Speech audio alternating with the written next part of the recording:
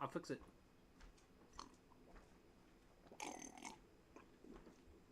Oh, that's yummy. Mm.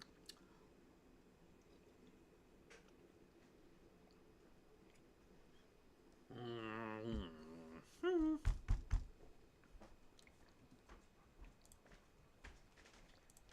Thank you.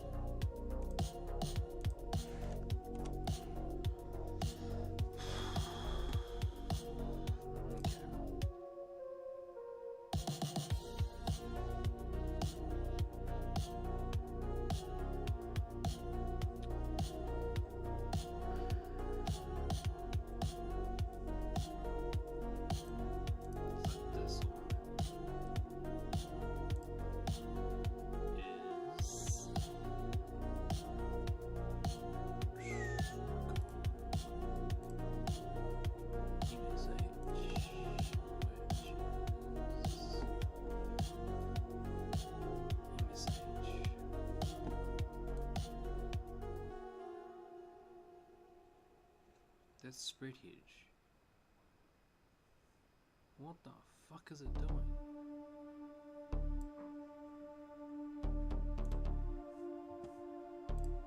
Why is it doing this every day? Well, this isn't working properly.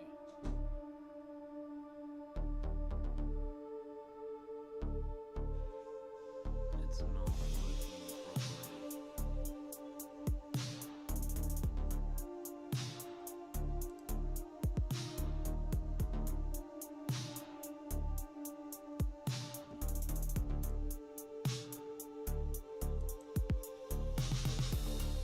And it's here.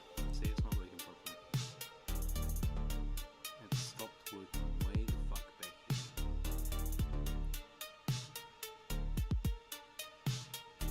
Okay. Well, shit. Assume.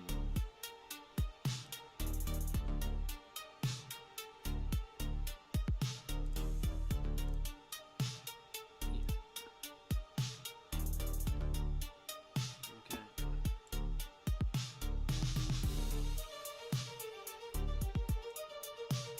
CCH US is 113. CCH US is 08102025. What? 08102025.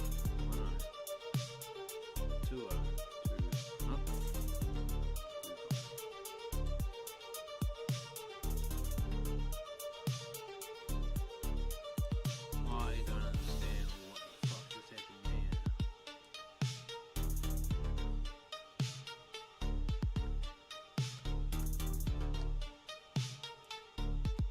Okay.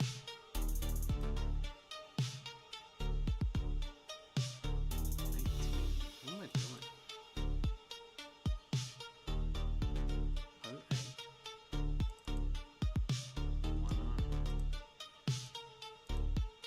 Okay. 0,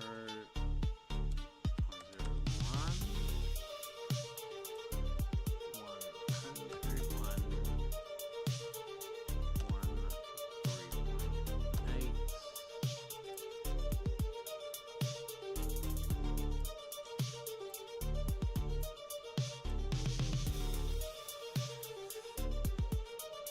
Well, it will be because it needs to be. It's supposed to be. Stop. Stop. No brain yet, bro. Off. Off. Okay, so these are trading correctly. CCH. I'm sure this is wrong. I'm sure this is wrong. Fixed lot sizing is going to be 0.1. Hit OK. Hit go. It didn't go. Experts. Properties. Inputs. Common. Go. Yeah, it takes a trade. So that's reset. Okay. Is this one? Yeah. Alright, so this one.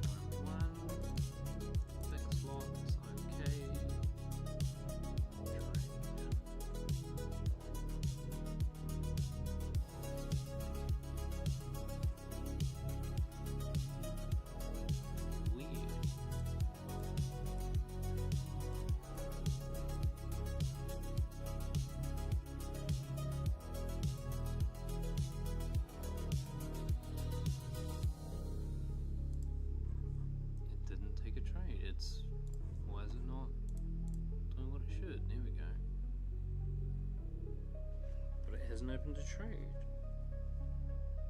Markets are open, aren't they? Sell. Yeah, markets are open. Here it goes.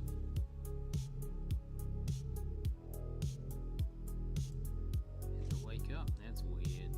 Well, I don't like this demo. It's bullshit anyway. So 132.7 on VPD US VPD.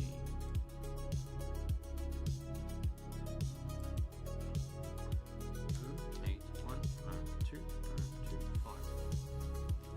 Does it do it properly? No. Okay. Does weird shit. Oh wait. 10. I have to pretend with data. And this is now 0.1. And this is 132.79.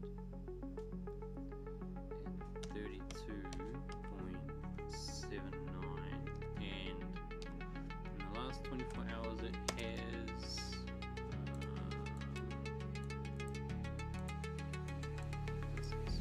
made $40.66, which isn't bad. Isn't bad at all. Matrix and Downstream easily. Okay.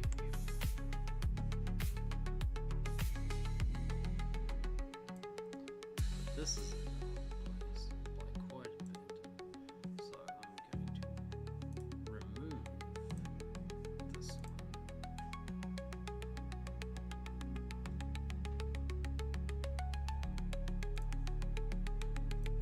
Drop this one here. 0.1. Yada yada yada. Update this number. Hit OK and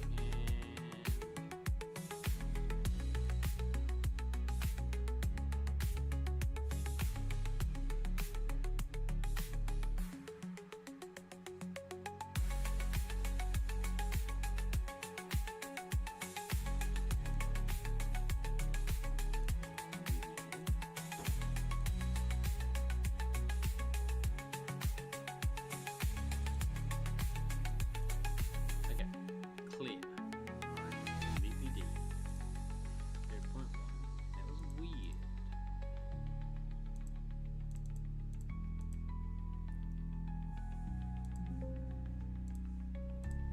Now it goes on, because it's got to be on before you start this, otherwise it starts calculating weird shit.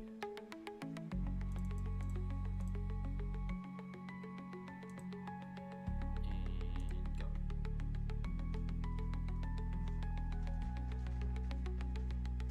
We'll see.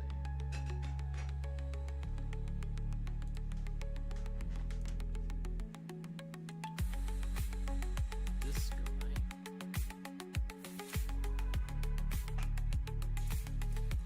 VDB USD.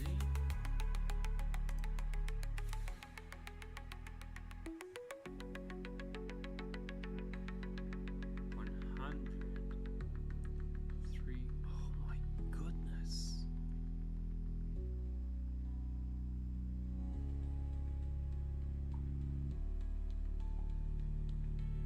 Really? 103. So in one day on a $100 account.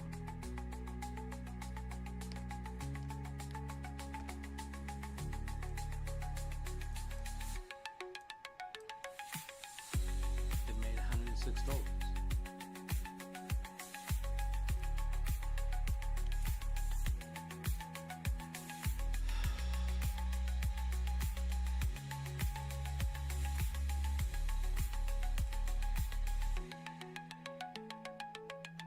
Okay. That doubled the account in a day.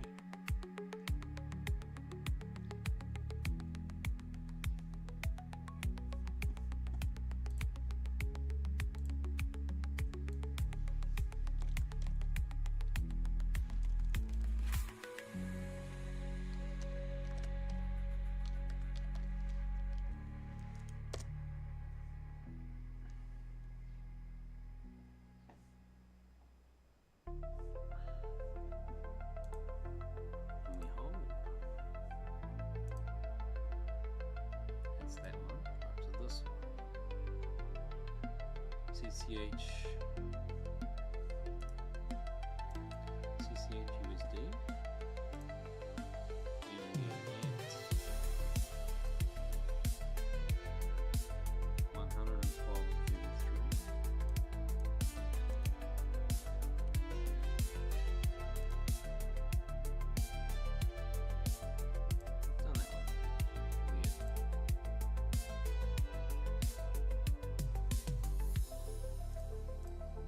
This one,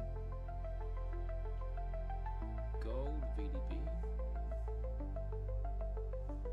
doesn't look very good. Just actually, am I even? Forex, don't let Ali find out. Yeah. Sorry, I can't see the. I don't even know if you can hear me. I can't see chat while I'm doing this update because it's on my other set of monitors. But good morning, Mick Daddy. Yeah, well, you know what? I'm not in there to take advice from them. I was just in there to see what kind of advice they had to share because they are one of the rare voices who actually have a valid opinion in the trading space. There's too many people. Are you there with me, brother? There's too many people in there that have a lot to say and don't know what they're talking about. And those guys have I mean, they've got their own takes. I disagree with a lot of what they say. They are very knowledgeable and they're very algo heavy, systemic heavy. I thought I was systemically heavy, right? Those guys are a whole nother level of nerd. I mean, I code, you know. So let me just grab this. It won't let me, I don't know why, I can't grab this. It won't let me move this. I can't grab it. Like, this is the chat window, my streaming thing. I don't know why. Isn't it? It won't let me grab that to take it over to my other side, so I can't read what you're saying while I'm doing it. So I'm just gonna sit here for a minute and just, so what I've got here, what you're looking at, don't tell them I'm using MT5 either, man. So what I'm looking at is this is all algos. Well, you know, technically they're algorithms, trade setups that you know, and they're bots basically. 95479 on gold VPD. This guy. Yeah, see, I lost quite a bit on this over a few days, didn't I? 99. But that's why you run it, so you can see what's going on. I thought I was a nerd, but those guys are on a whole other level of nerd. Yeah, see, they went down $30 yesterday. That's alright, that's why we run tests. This one here is this guy here. He's on 08365. That's MVDB gold. MVDB gold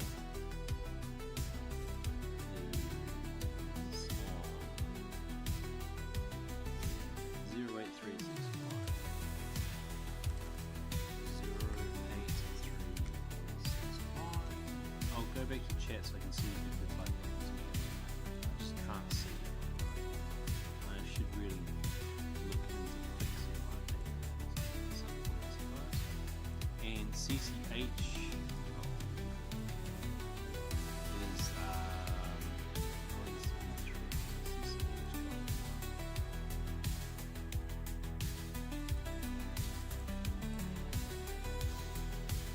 is 99973. And that broke.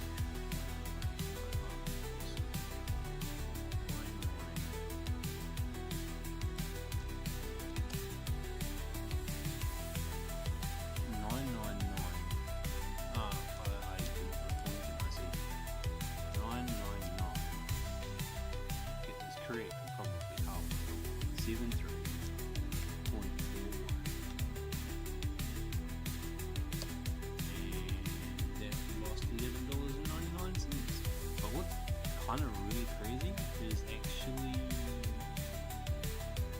Do I do research? Yeah, I don't know.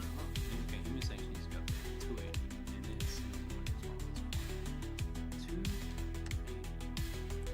for today, which is. Oh wait. That's what freaked me out. It's not hitting that properly on that. Okay, so now it should update correctly. This should be 0.1.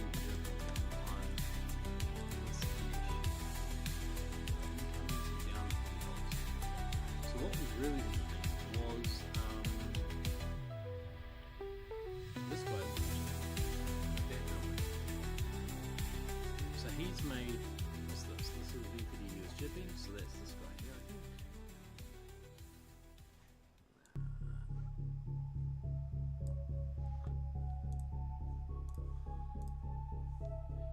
So VPD US Jippy is none of those.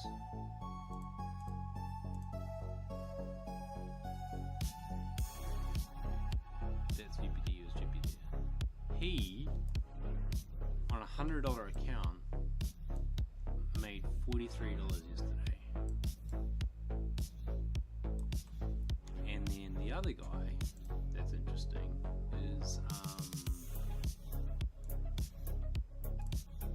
one of these, I think it's MVDB. Yeah, $100 account made $106 yesterday.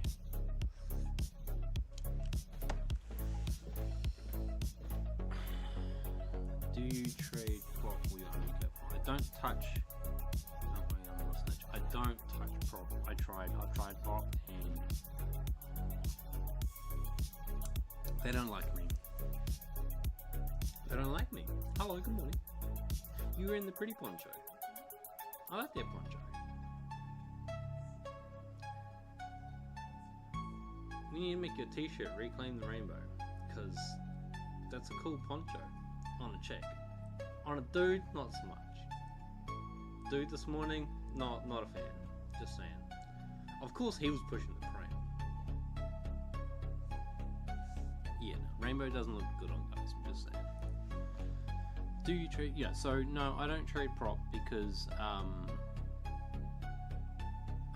every prop I've tried to trade, they find some way to take my money. So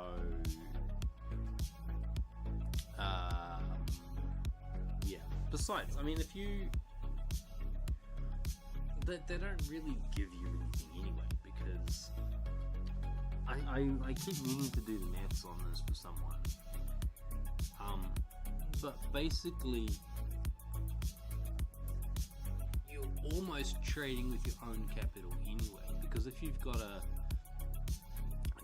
pay $200 for a $1,000 account,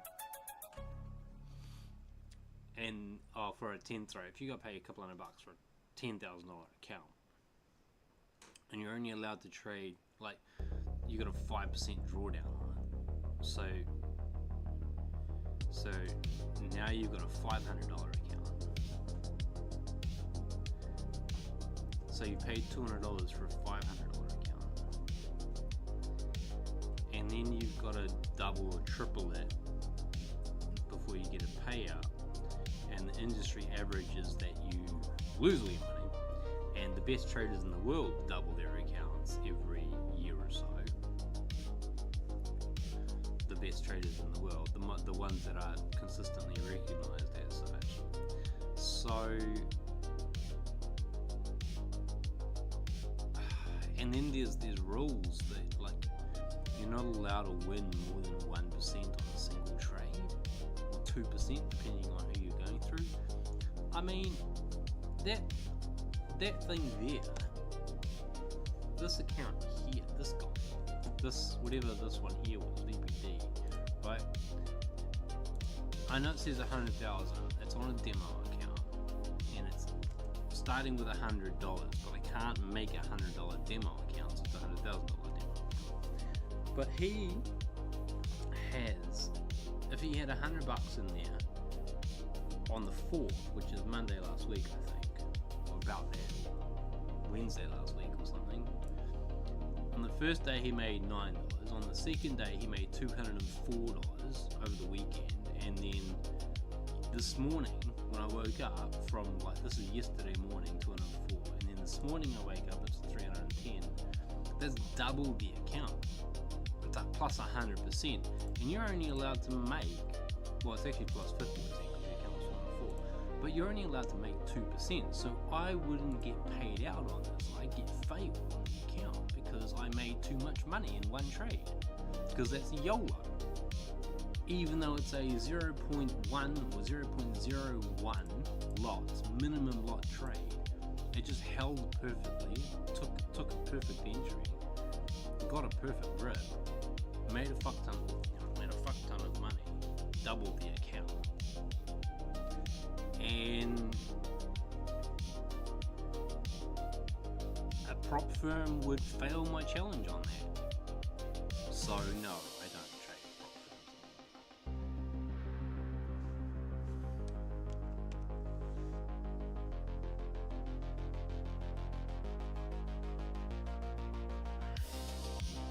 Would be nice, because it'd be nice to be able to double a $10,000 account in a day, you know? But I'd send them, bro. They'd find a way to not pay me. I know, because they've done it plenty. At least on the ones I've used in the past. So, this is YouTube. I don't really want... Oh, that was such a fantastic little video. Alright, so... Anyway...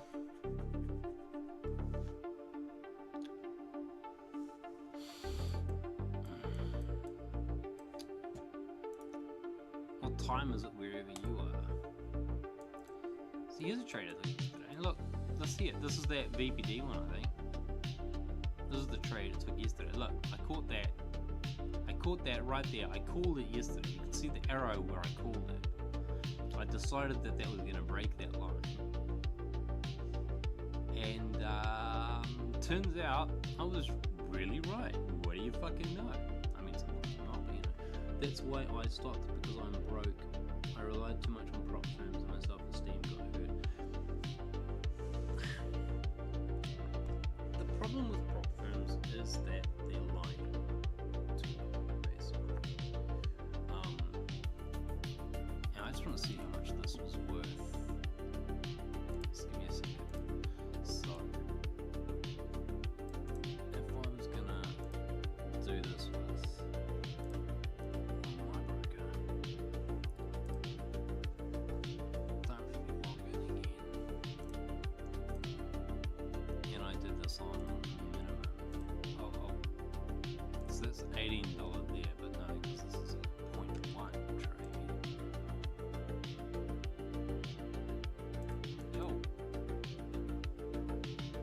it ain't $18. I'm telling you, this is not on this. What's going on here? Why isn't it updating that properly?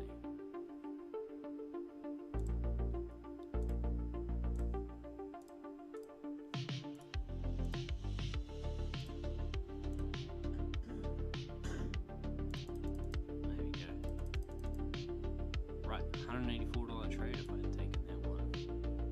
I drew a line and didn't take the trade. I just drew a line and then I bet it's going to go up from here. And it did. And it was put $10 on it. And I would have made $184. That was my rest of reward. Yeah, so coulda, shoulda, woulda, but I didn't because I was screwed. It's 11:30. Yeah, student struggles. Well, I mean, I get it.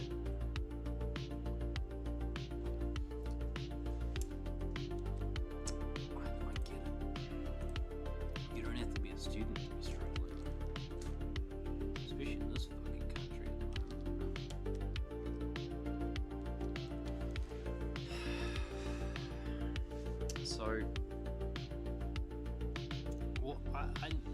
I know, I understand a little bit about Ellie and Ron's system, but honestly, it's over my head. Don't what is going on with this? Why? What? This is. Oh, I see what's happening. This here is the wrong chat. Let me update this chat. I'm still waking up, so don't worry about me, bro. Only half here. That's the cam. That should be that. That should be that. Where's the this side? I want to delete this one, and I'm gonna put in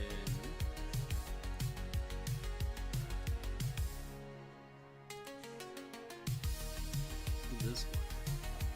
Okay, and then I move that to there, and then I can actually, yay, there you go. Okay, and then when I've done that, I go up here, and then I go to dot, that is the chat. Please log in.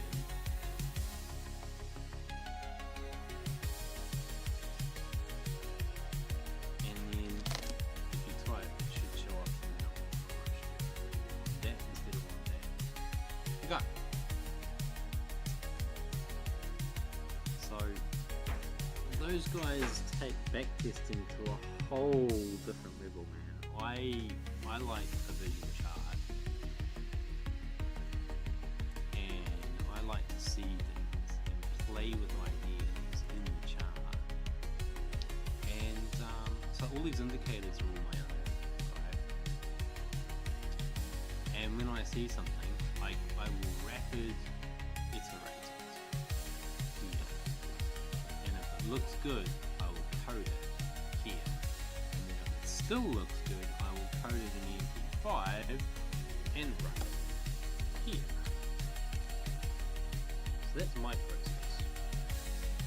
When I say I rapid test or rapid iterate, what I do is Dev Trading View, have you seen it before? I assume so. Most people have, but some people do not. So, why is that? You have a great day. Don't have a good day. Have a great day. So there's these two tools. I don't even know how to find these tools now because I have them on my quick bar. I've had them on my quick bar for so long. Oh, they're here, but long and short position. These ones, right? And you can obviously this is your stop loss and this is your take profit. Music loud. Okay, so we can just roll that down a bit.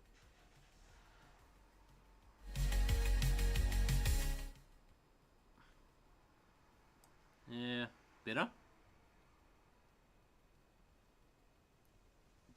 McDaddy Nika. Ah, yeah, you're fucking straw hat guy.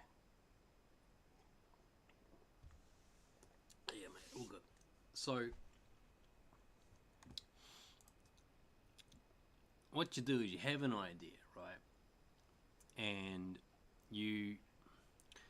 I am an algo trader, so anything I do needs to be systemized in such a way that it can be coded.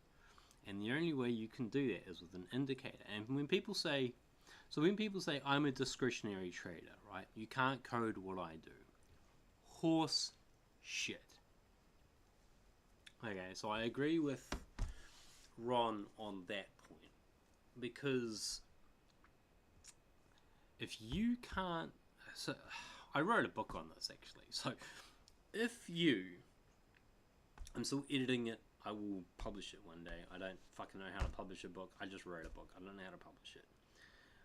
If you have a discretionary system, what that actually is you've looked at a chart or whatever metric it is that you look at so long and so often that as soon as you look at it, you can instinctively just go, that's going up or that's going down. And the reason is because you've seen that shape so many times that your brain has subconsciously decided that the next thing that's going to happen is blah, blah, blah. Your brain has a reason for that.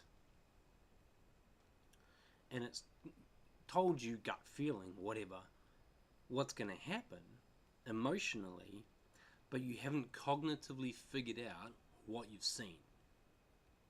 Right? So there's something there. If it's a consistent system, it's not just, oh, I just see the market and it's going to go up. By the way, most traders that say that on YouTube and shit, not only are they wrong most of the time, they're selling something and they're not profitable. So yeah. But most of the time, if you have something where you can discretionarily trade, where you look at it and go, oh, I feel like it's gonna, that comes from, it needs to come from 10,000 hours of staring at that chart. Yeah. So the irony is, I have recently started to develop discretionary bias. Let's go with that. I don't use it, right? But this arrow here was largely discretionary bias. Even though this is a red zone, which is probably a previous high of something else over here somewhere, right? There it is. Yep, see? So this theoretically should be a bounce point, right? See?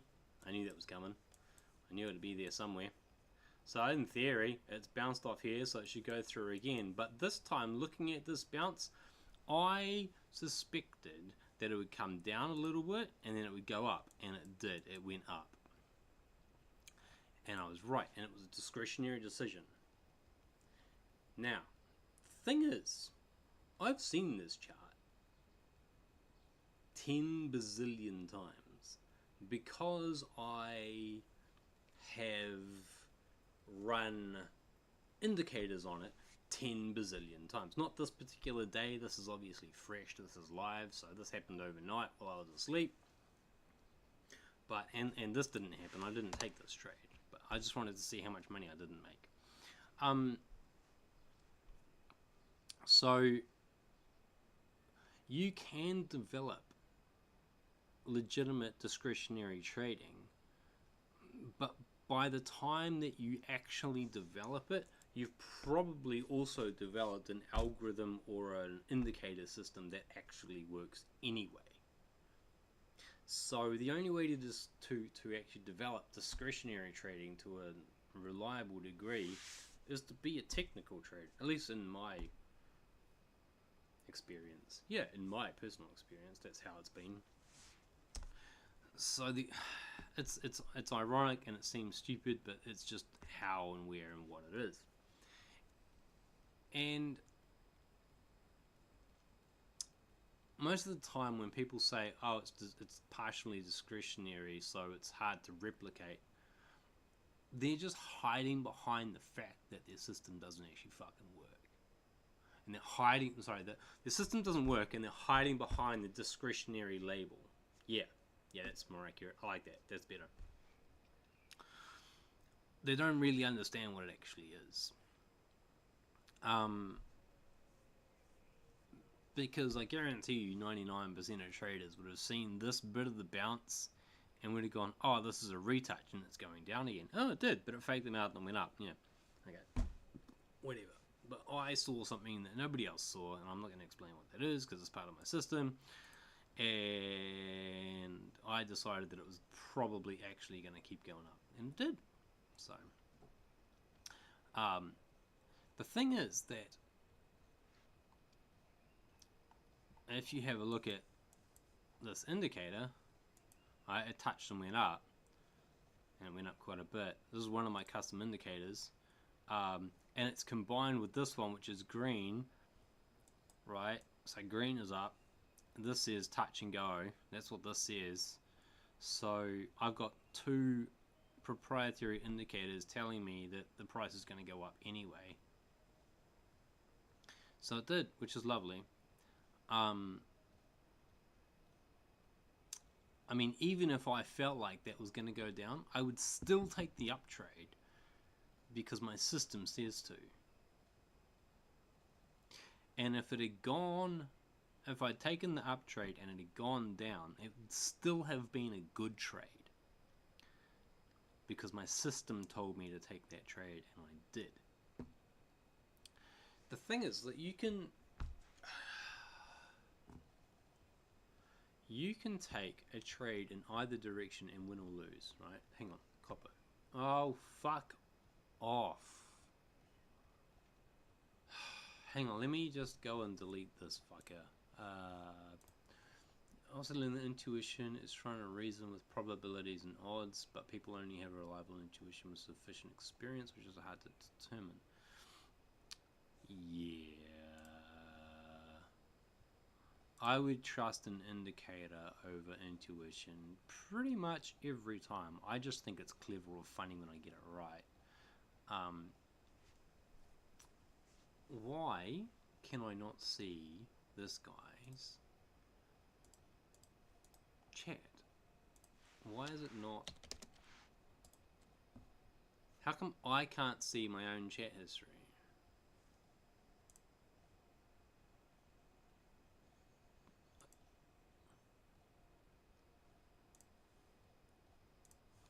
Oh, here we go. Got him. Click to reply. Isn't that the moderator button? I want to moderate this cunt. Like, fuck off, man. How do it's been a while since I've been on stream, so click to reply. I don't want to reply. This guy. Here we go. Found it. This guy. Yeah, this guy. Spam. Next. Bots. Next. Selling viewer bot services. Please ban and pay me. Okay. Lock. Close. Close.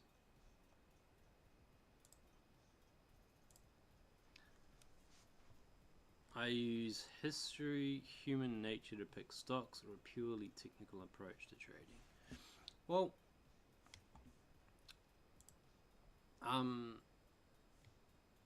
oh, that's why it was loud. Okay.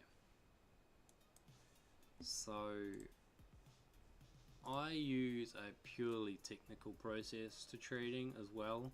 And again, I'll come back to the why, and the why is because these guys don't like discretion very much, right? Ignore the loss of 100,000. That's because I need to fill this out here. So if I fill this out, it would, yeah. So that 100,000 is invalid. It's just a calculation. That's the 106 here is the last valid. But yeah. So the reason why I only technically trade is because my idea, my theory, my whole gimmick is that I don't want to sit in front of a computer trading. It would drive me nuts. Even on 1 minute charts, it drives me fucking nuts because for about 1.5 seconds something happens and then I have to sit and stare at fucking nothing for exactly 50 seconds and then look at the chart for that 2 seconds that something happens and then click a button or nothing and then wait another 60 and it drives me nuts, absolutely mental. So systemize my ideas, write them into code, throw them in a piece of software that can do it for me 24/7 and walk the fucking dog, which I just come back from. So I mean, you know, I'm not rich yet, but it's a lifestyle. So I have 4 people watching me. Hello. I just banned one, so yay. Yeah, so I'm definitely a TA trader. All of my TA, by the way, all of my TA technical analysis, all my technical analysis now is all custom. Like, I don't use any standard indicators. All of these are mine. If you can see they've all got like the M prefix on them. M, if I do this, yeah, this might be easier to see. MVDB, MVWAP, MRVWAP. That's a custom version of the VWAP. It's not standard. MICPP and VPD should be as well, but I didn't update the name properly. And yeah. So they're all mine. I built them, right? I think he's set to 5 right now. Yeah, and it should be 15ish. I was playing with something the other day, so he should pop up. There he goes. And it's kind of like a volume profile, so VP is volume profile, but it's a little bit more involved than that. And as you can see, my candles are custom as well. Like the default candles look like this. I don't use the default candles. I have my own candles. And give me the slightly different information.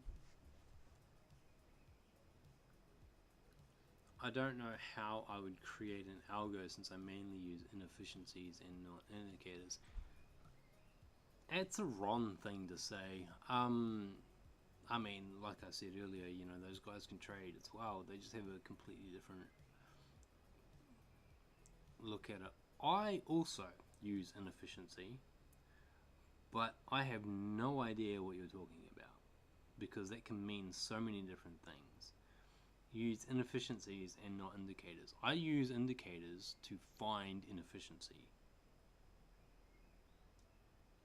A really good example of that would be, I've got room for like my new one I've been building. Probs. This guy. Fair value gaps.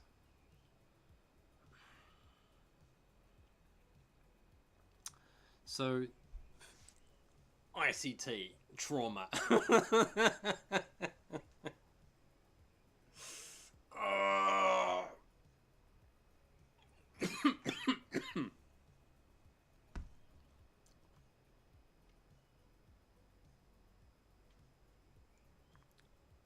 Yeah, it is a lot of noise. In fact, I can tell you right now that there is a 6% edge inside of, I don't have this summarized here, but that's about there. We have a 32% standard deviation on the candles in the last 24 hours, and we have got a 6% edge inside of around 35% noise. That's a lot of noise. So there's 6% edge inside 35% noise, which is hard to find that edge. It's there. That's on a per candle basis.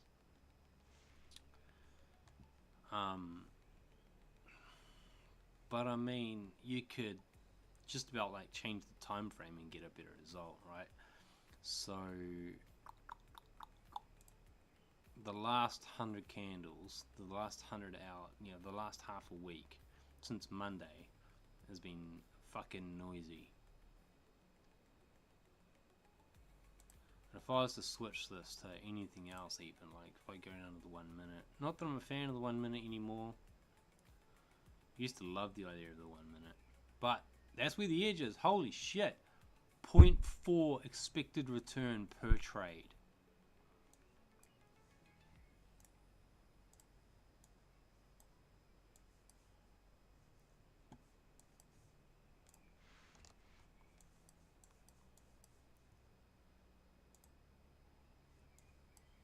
Oh no, the spread's way too big. I can't trade in that zone, see? The spread's bigger than the fucking candle.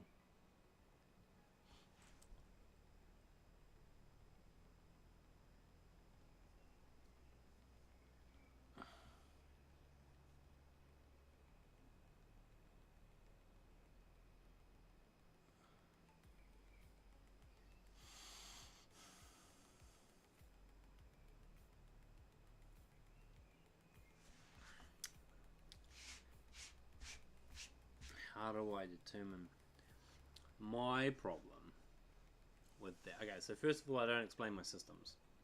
If you see me doing it and you happen to be here when I'm doing it and I'm sharing it because I have to explain it as I go, then you win. But as a rule, I don't really explain my systems. But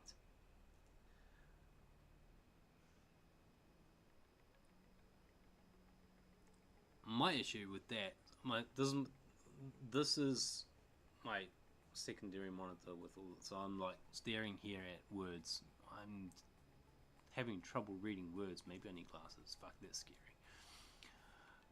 I mainly just get space and volatility on market open when day trading. My problem is the word day trading. The I'm a day trader, I'm a swing trader, I'm a position trader. You know what I am? I'm a wanna make money trader. Okay? I don't care. So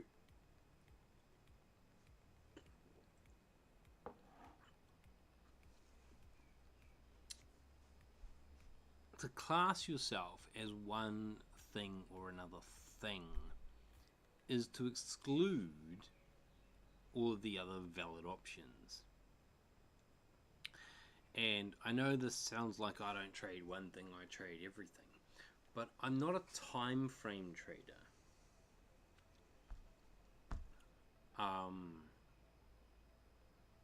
If the market says it's going up, I get it.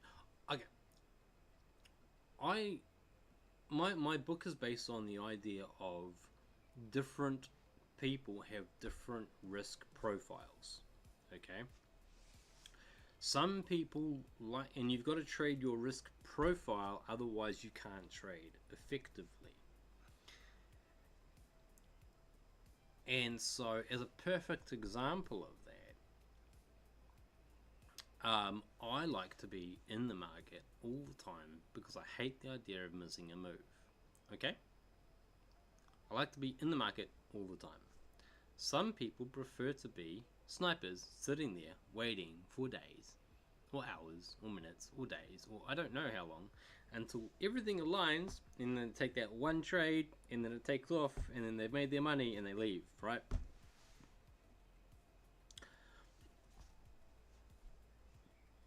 I hate that. I hate it. I can do it because I have an algo that does it, and I don't have to think about it. But me personally, I would not be able to sit there and fucking wait. I could see it on a chart and go, oh yeah, that happens, that happens, that happens, that happens. Oh yeah, no. And then write a script that does it for me. Not a problem, okay?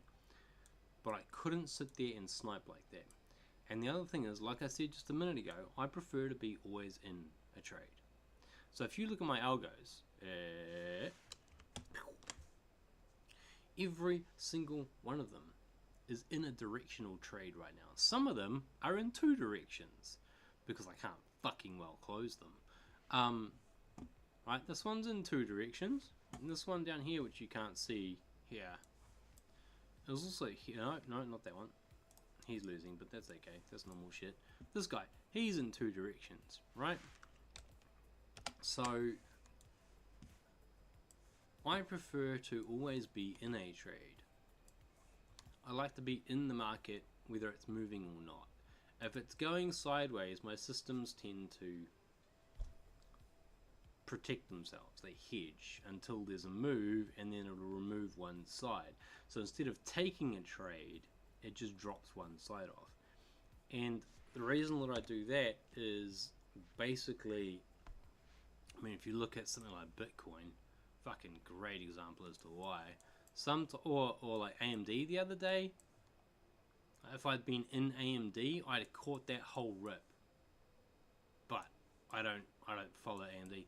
Fucking Bitcoin's been stable, dude. Bitcoin's been really stable.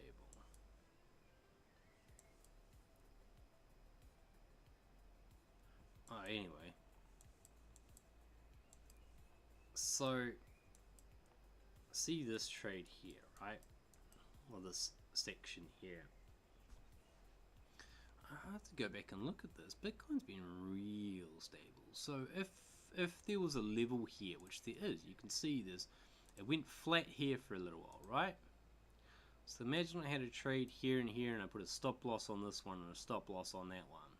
So if I could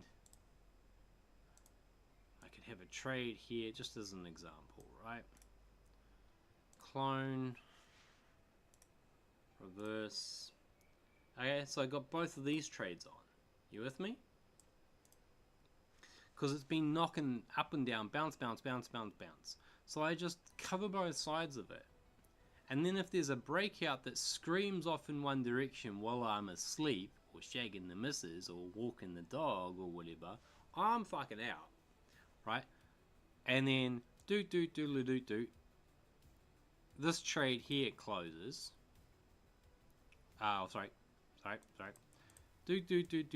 This trade here closes, and then this one here makes money. Okay?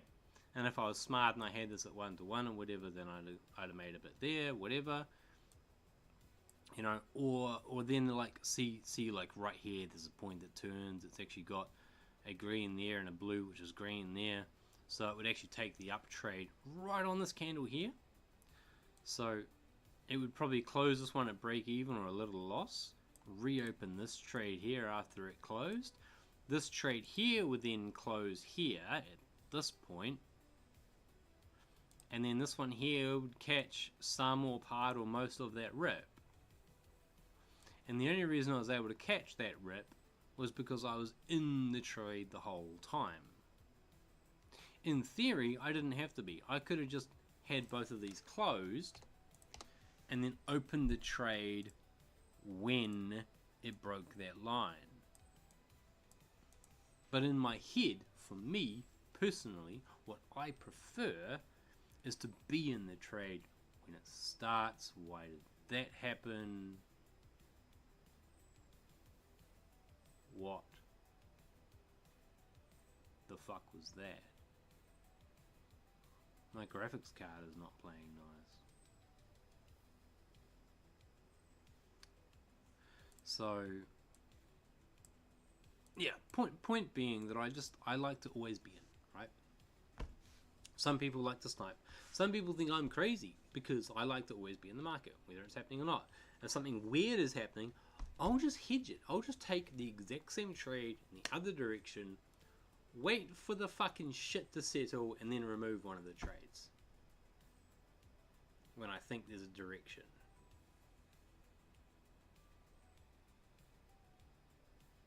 In fact, that's one of my whole trading systems.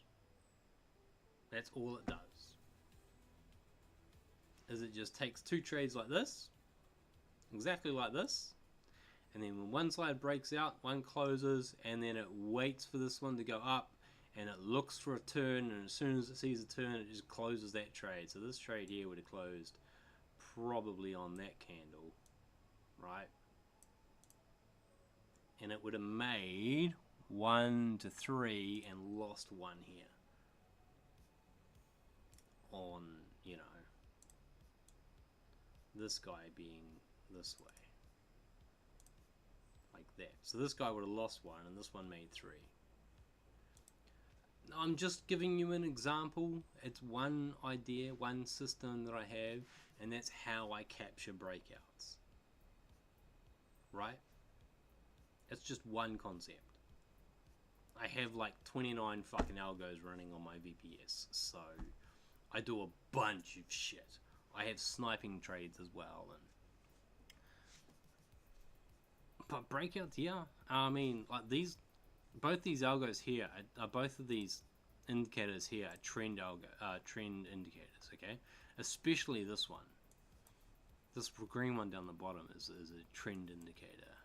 Okay, this table here, it gives me, it measures like 6 different things, and it gives me a per candle inefficiency readout. And it tells me exactly how efficient or inefficient the market is. And right now it's incredibly inefficient, and I could be making 0.3 R per trade, every candle on the 1 minute time frame on Bitcoin if I was running it on Bitcoin. So maybe I need to do that. But I hate it because my minimum trade on Bitcoin is like $25 fucking dollars, and I hate losing $25 in 1 fucking minute. It upsets me for some reason. I don't like it.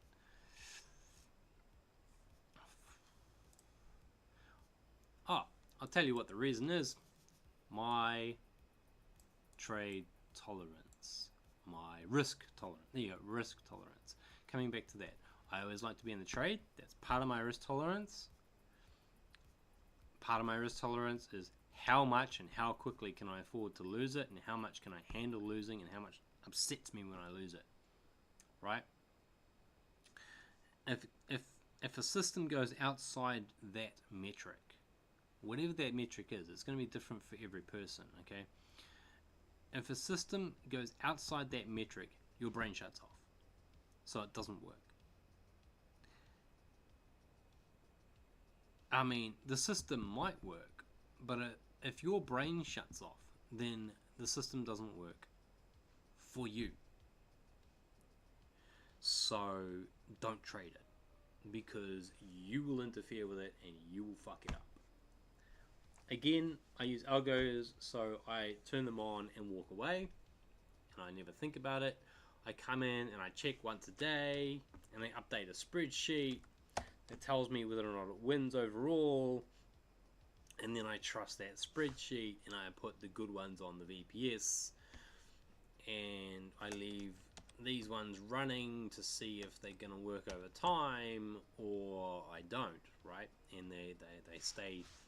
Let's say they're in a sandbox, because this is all on demo accounts. So I'm quite not afraid to say it. Look, these are all my live demo testing ones. Demo. I don't think there's a single one here that is on a live account. It fucking better not be, because they're all on demo accounts. Oh, you can't see that window right now. Yeah.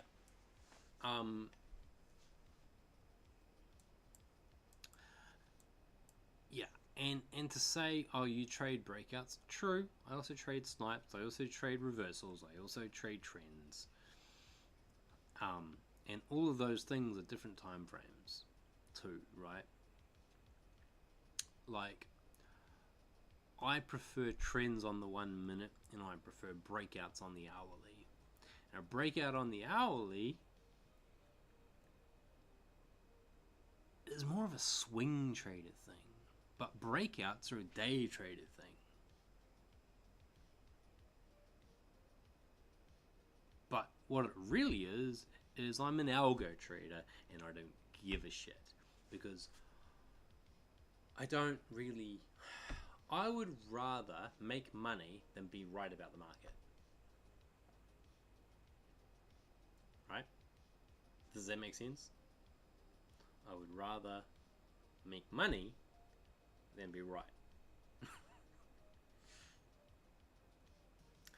And it took me, I've said that for a long time, but it's taken me a long time to actually believe my own words. I can't think of an example. Okay. I like trends. Okay? I like the idea of trends. They do funny things, and they do happy things in my brain. But you know what I'm really good at? Hearing these things and then only understanding after 6 years. Yeah. I really like trends. I really like trends. I like number go up. Okay? I really do. But do you know what I'm fucking amazing at? Is catching reversals. I am so fucking good at catching the top fucking pip of a reversal. But I hate the idea of buying short, or I used to anyway, right? Of buying short or selling short. I hate shorts. I hated shorting. But I'm really good at catching pullbacks, reversals, yada yada yada. I'm better at catching that than I am at catching that. But you know what? If if I can catch that consistently, I can make as much money as if I could catch that consistently. And so until I got over the idea of market go up is good, market go down is bad, you know, I wasn't making money because I was trying to catch the bottoms and I kept catching fucking tops. So I'm like, oh, idiot, you know. Hearing these things and then only understanding it for 6 years. 6 years? You're a student and you've been doing this for 6 years. Alright. What are you studying? Computer sciences.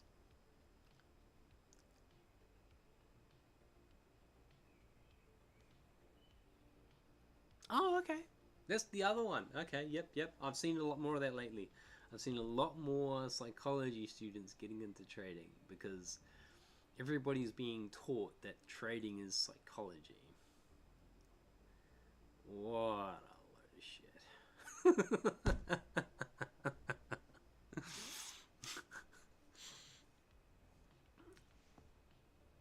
Yeah.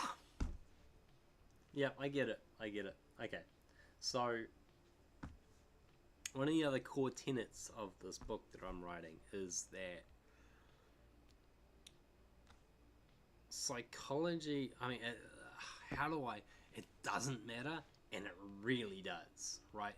So, risk tolerance is a huge part of psychology in trading. Bigger than what anyone gives it credit for.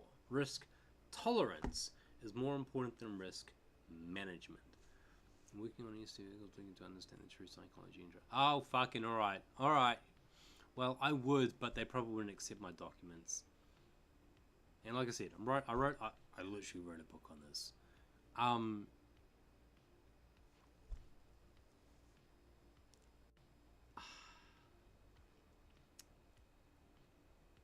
Yeah, okay. That's all you need. Like, risk tolerance is more important than risk management.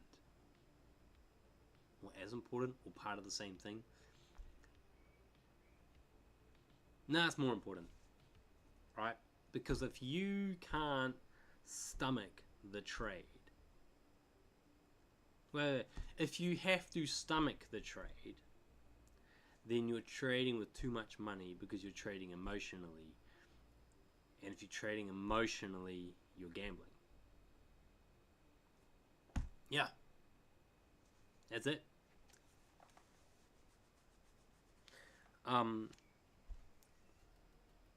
What I did, right? Let me show you this for like 2 seconds, okay?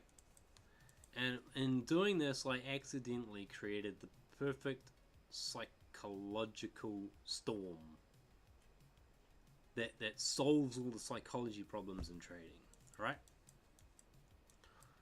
Now, oh, look at that, it's so fucking sexy. Look at that line. Okay, so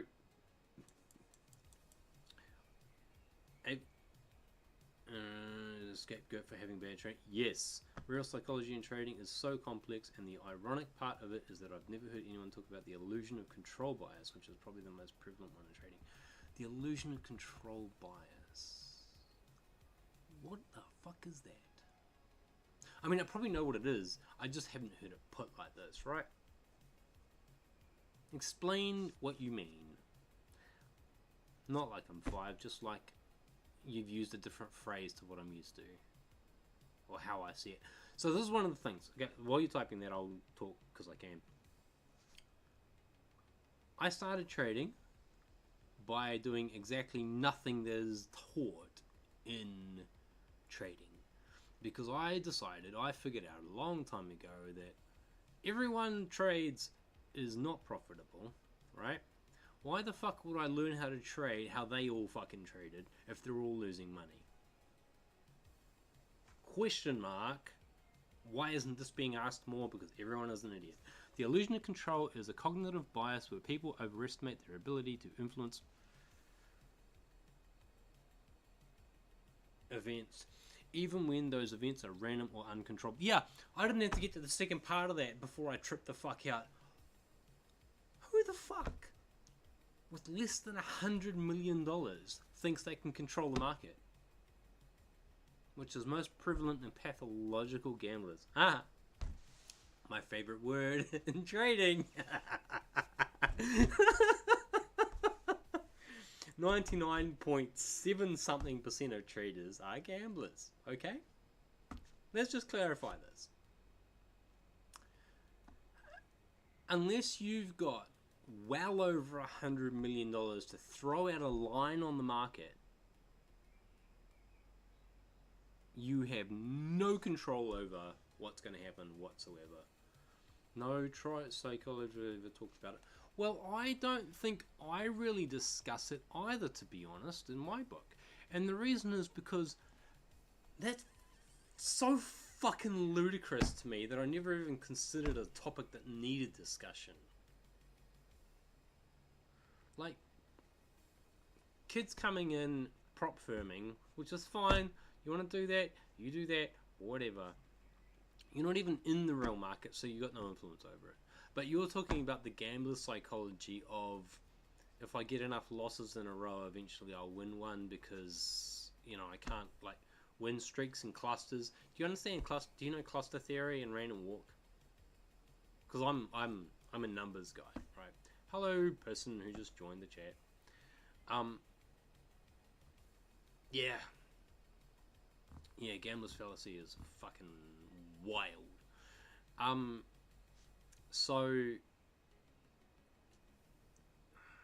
So many ideas. Where do I go? What was I talking about? Fundamentalist psychology and trading. And you've gone and talked to... I didn't even realize that was a fucking problem. Like, it's so stupid to me. It's so asinine to me that I wouldn't even think I needed to discuss it. You can random walk. You can random walk and think that you're good at trading because you just got lucky more times than average. Because clusters happen, right? Clusters happen more. Clusters are a more reliable pattern than random distribution. Even though clusters are part of random distribution. And for those who don't understand, cluster is when you get like 5 or 6 wins in a row just because you flipped it. Or 5 or 6 losses in a row. And just out of interest, in 100 coin tosses, you can expect to lose 1 set and win 1 set of 7 trades in a row. And anyone who gets 7 trades in a row because they think they saw something in the market, anyone that gets 7 trades in a row will start thinking that they're a fucking god. Okay? Until God reminds them that they're not, and they lose 7 in a row, and then they go quiet, and you don't hear them on Reddit for a couple of weeks, right? Because those are the guys you're talking about. When you go onto Reddit, I'm sure you've been on Reddit. When you go on Reddit and you see, I thought I was blah blah blah, and now I'm winning, and look at my trades, and there's this wow, yeah, bro, I know, I've seen it. Okay, yep. See you in a week. No, I didn't. Why didn't I see you in a week? Because you thought you were a god and you could come in here and tell us how to trade. And then you lost a couple and God reminded you that you ain't. And yeah, so. Yeah.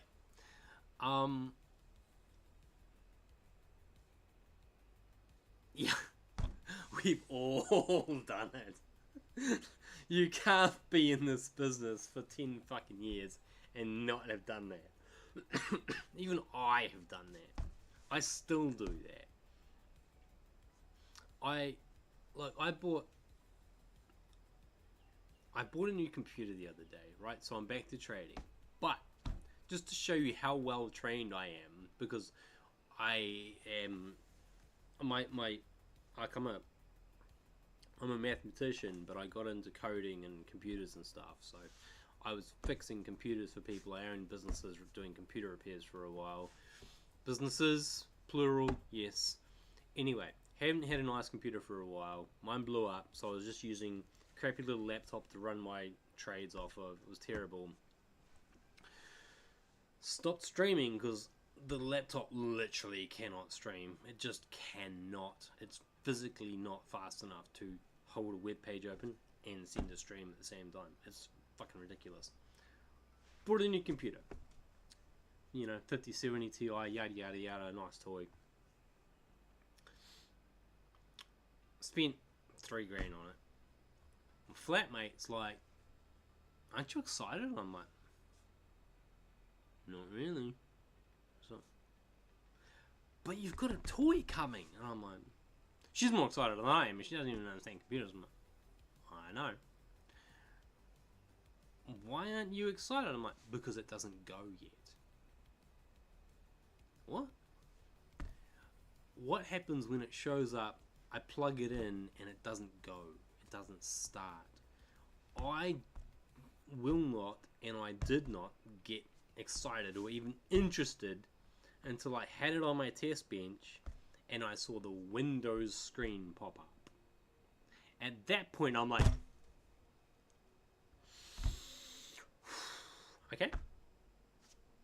Until you know. And until you know that you know.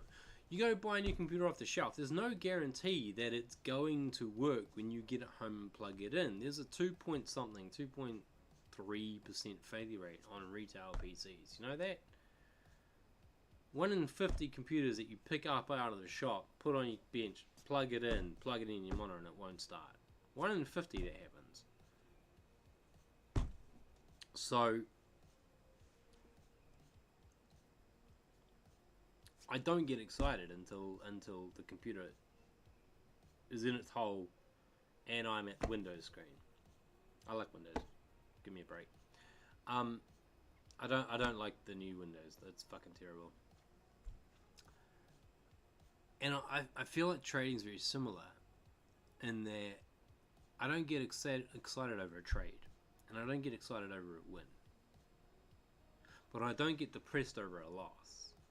Okay, I get excited over all the wins.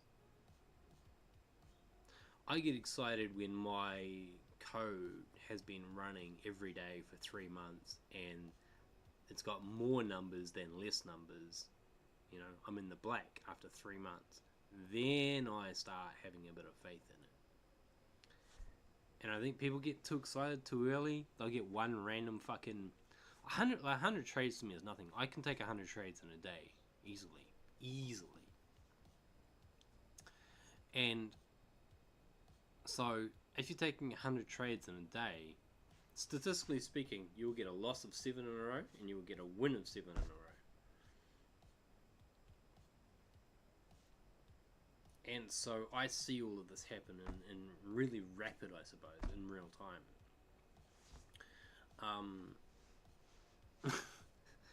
And there's another thing to talk about. You know, like I take 100 trades a day. I take at least 100 trades a day. But I don't click the button. I didn't even see it fucking happen. Look. I got 8 algos running right. 1, 2, 3, 4, 8. I got 8 algos running on backtest right now. Each one's taking a trade every hour or so, right? 24 hours in a day. So 4 algos, 24 gives me 96 trades.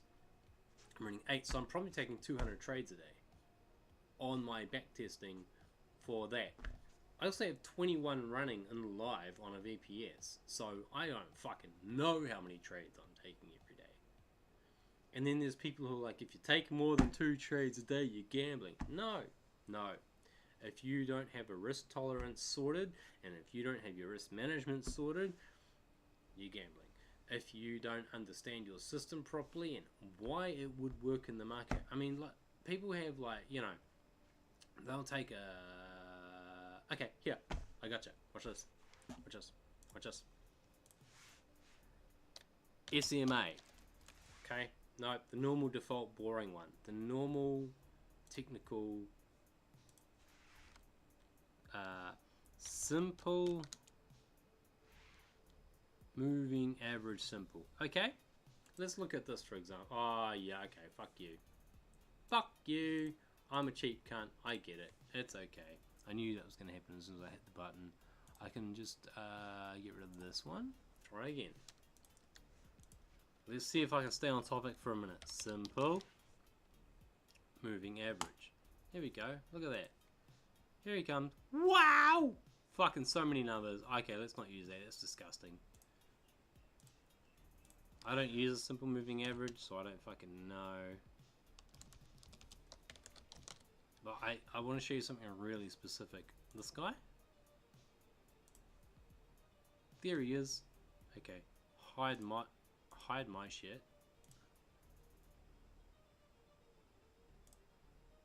Okay. In the settings of this guy, yeah, there you go. In the settings of this guy, the simple moving average is 9. Why is it 9?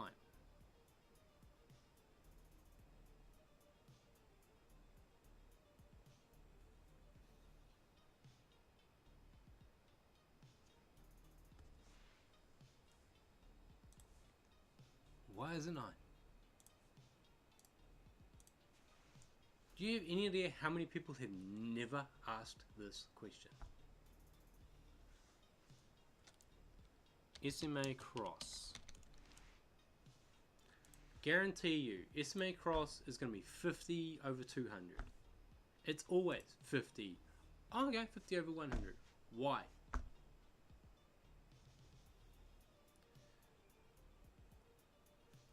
It's normally 50 over 200. Okay, that's the normal. Oh, I thought it was the fair value gap. Why? Why these numbers?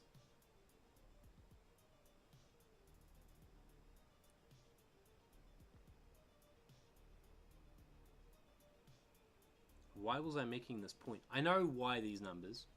I know what I'm about to explain, but what was the point I was trying to make?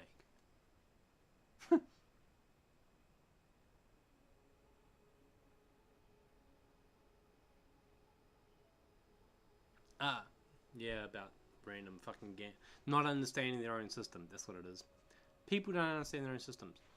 Why those numbers? Why 50? Why 200? This will make you profitable. This one fucking thing.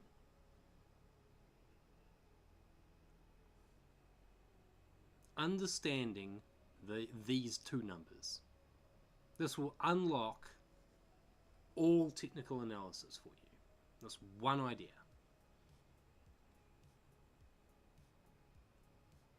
And I'm not going to give you the answer until you at least try.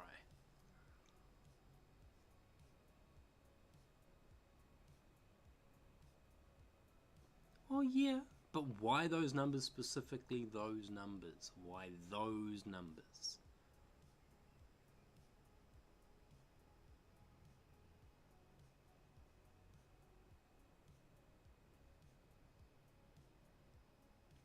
Why not 150? Why not 210? Why 50? Why not 60? Why not 40? Why not 30? Why not 10? Why 50? Why 200?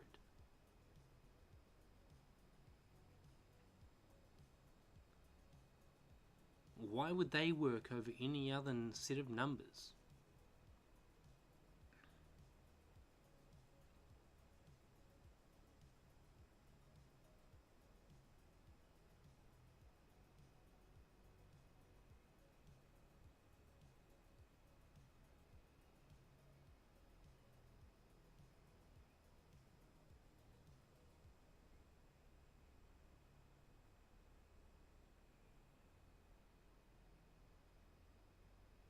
Nope.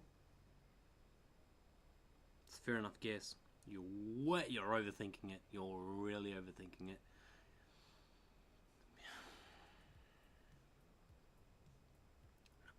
I'll give you a clue. Okay? It's not really a clue, it's kind of an anti-clue. Alright? This is Bitcoin. Random throwing dart, yes. But it's a fair dart, yeah, but you're definitely overthinking it. So, this is Bitcoin. Those numbers had got nothing to do with Bitcoin. Nothing.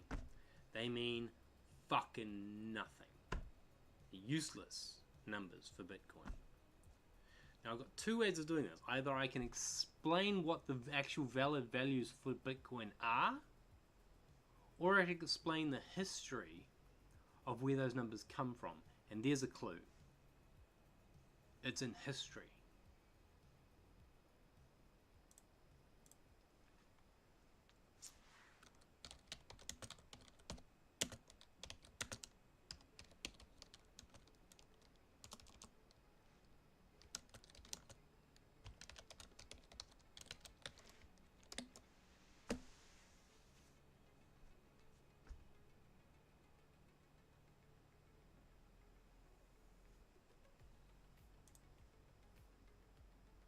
Nope.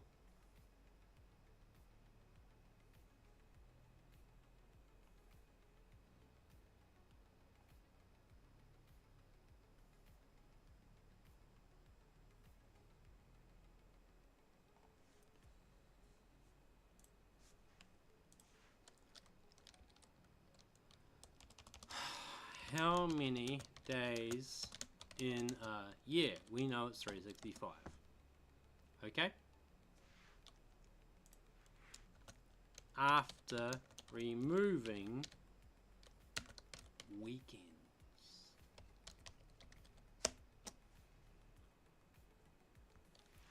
Oh. And holiday breaks for the average worker. No, it's not 250 to 251. I'm telling you it's not. It's 211. There are also 50 weekends in a year. Yeah, there's 50 weeks in a year. But what it is, what it actually is, this is wrong. He is wrong. I don't give a shit. What it is once upon a time, all trading was done on commodities. Commodities are seasonal. They work on the standard working year. Okay, 360 odd days. Traders, the standard work week is 6 days in 1906. But traders don't work weekends. They don't work Saturday or Sunday. So they only work 5 days out of a 7-day week. So you take 360 and then you can take all the weekends out of it, you get 250. Then you take 4 weeks holidays out and you get 210 days in a year. In a seasonal year, right? Because when traders weren't working over the weekends, the markets would shut down for the weekend. So no movement happened on Saturday and no movement happened on Sunday. So you would have Monday through Friday, and then the next stock market would be Monday through Friday. So you are now looking at a 5-day week. 5 times 52 is 250 for sure, but they also had 4 weeks holidays throughout that as well. So it works out like 210. There's 4 weeks where the stock market shut down over the year. Okay? Was it 3? Could have been 3. One week each side of the Christmas plus Easter. It's 4. Yeah, there was 4 weeks where there was no trading done whatsoever. It's 210 days in a year. 50 is a quarter.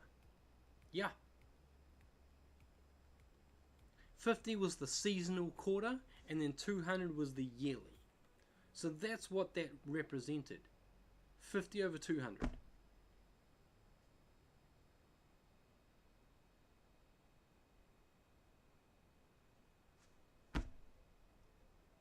Seems fucking obvious when someone points it out, doesn't it?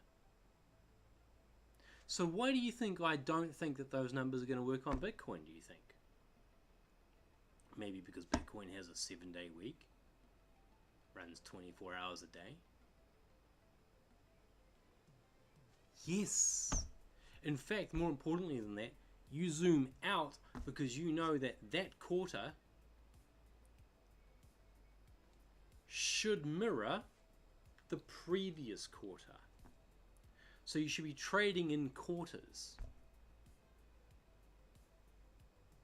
That quarter phase will act differently to that quarter phase because there is a season for growing, a season for reaping, a season for resting, and a season for planting.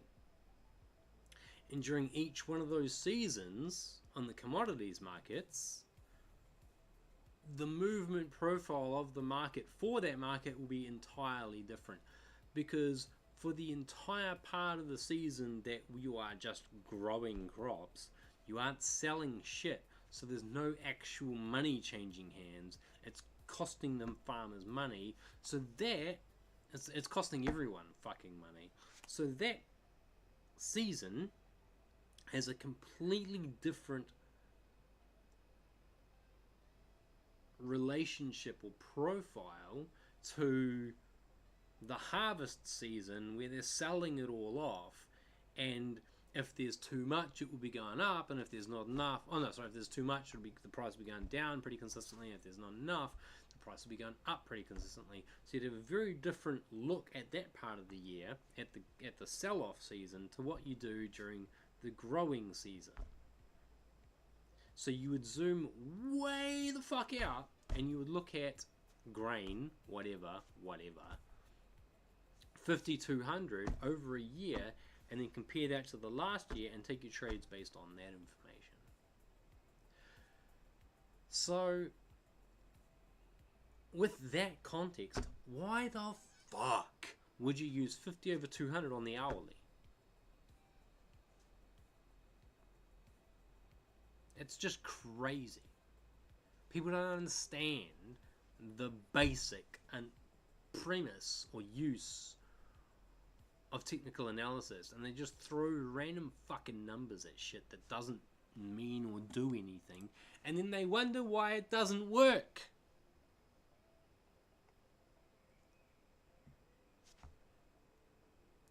It does work. They just don't understand how it works, right? If you're using an hourly time frame, you'd be better off using 24, 168, maybe 4, because 4 hourly is a thing. 8 would be a great number because there's 8 hours in a work day, especially in trading, right? 12, if there's a 12-hour work day in that industry. Figure out what your industry is. Figure out what the numbers are for that industry, and then use that in your technical analysis on the specific time frame that you're using. If you're looking at the 1 minute time frames, 50 over 200 is fucking hopeless, right? But 10 over 60, well, 60 minutes in an hour makes sense all of a sudden. 10 to get rid of some of the noise, now it makes sense. If you have a company that dips with an EMA cross over a strong rally without the quarter performing worse than the previous quarter, can that then be considered noise? Or using this idea wrong? Wah.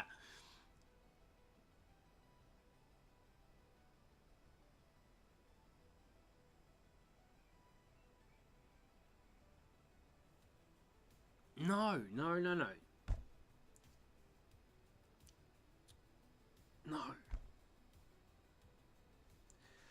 Over a yearly period, there is no noise. That's the performance metric of a business, is a year. So that is not noise. That is the performance of the business. That is how it is measured. It is measured in years because tax year to tax year. Okay? Unless you're Microsoft and you deal in 75-year fucking increments. But he is. The dude's fucking crazy. He's a genius. I hate him. Yes, quarters. Yes. But a quarter is a quarter of a year. So we're still talking in years. So, to say that something happens over a year period isn't noise, what is happening is that you are missing the fundamental analysis portion of that question. Okay? Because over a year, the fundamental analysis matters.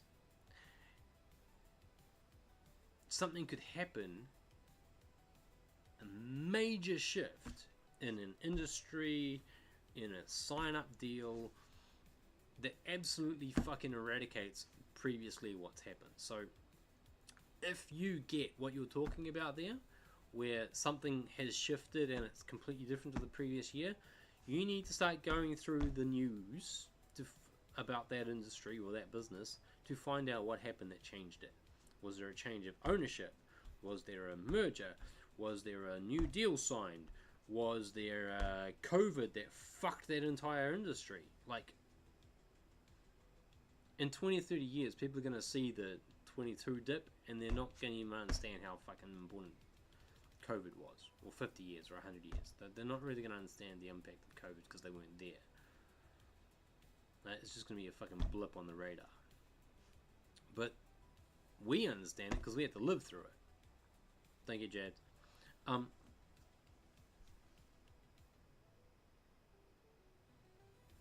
Yeah, it is, because people are idiots and they react to the news when if there was no news and the prices dip, it's because someone released some fucking fake bullshit horse shit on TikTok and a bunch of people were following that dick. Okay?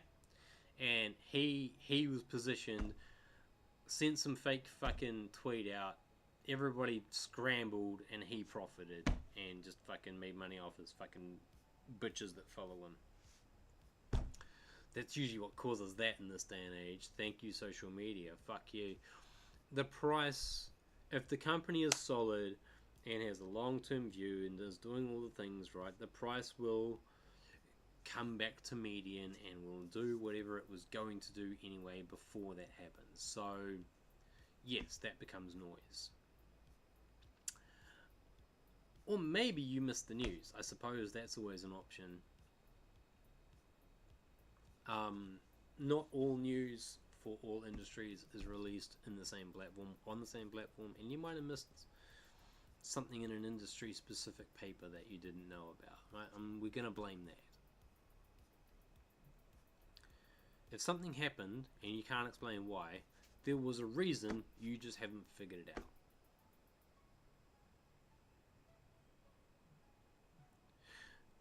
And if that happens, then there's news coming. Just saying.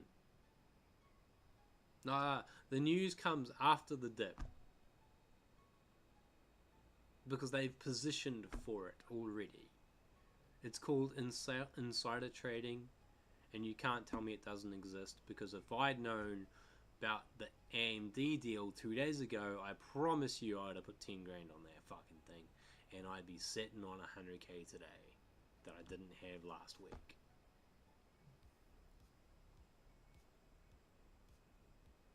%35% stock jump in 3 minutes.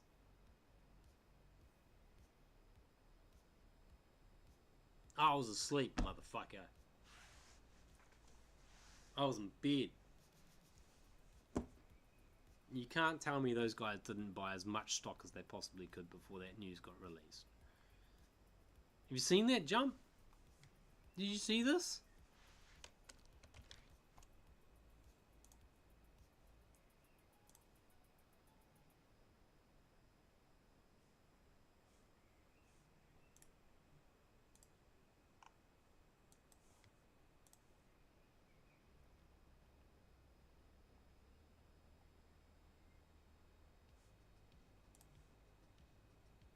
Holy shit! If I'd been watching this, I checked it yesterday, someone showed me this yesterday. If I'd had one of my algos on this, I'd have made 30 or 40 grand on this trade.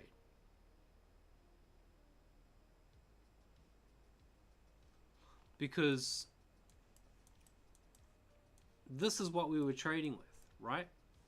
And I would have had something sitting here, fucking hedging these here, right?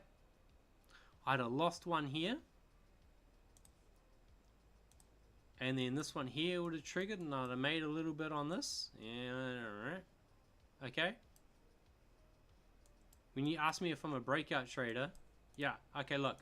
I'd have caught that and I'd have just fucking gone, okay, and closed it. I wouldn't have given a shit. But you know what that is? 1 to 54.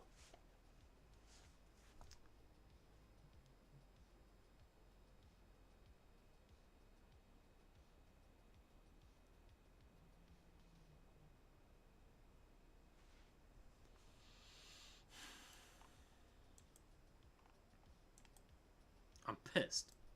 Yeah. Yeah. If I had grand on that, I'd have 50 grand on that. Right?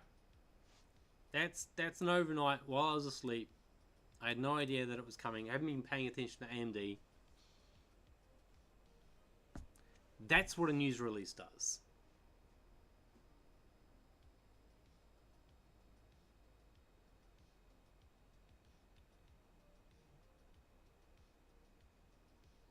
Look at the fucking volume on that fucker.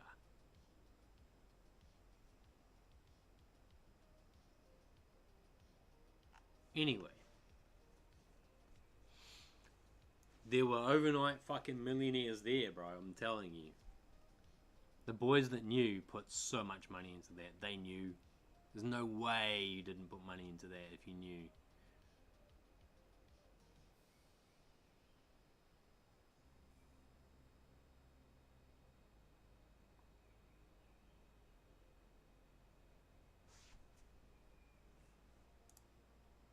Hey, watch this. This is amazing.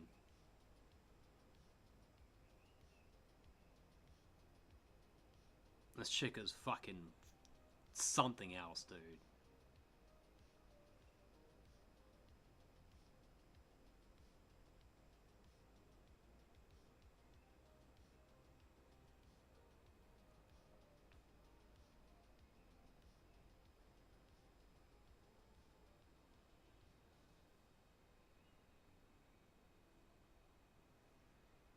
Yeah. It's fucking wild, bro. Anyway.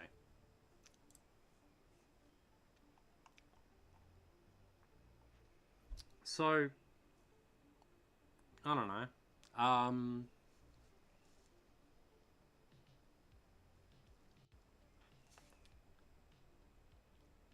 Where is it? There's a.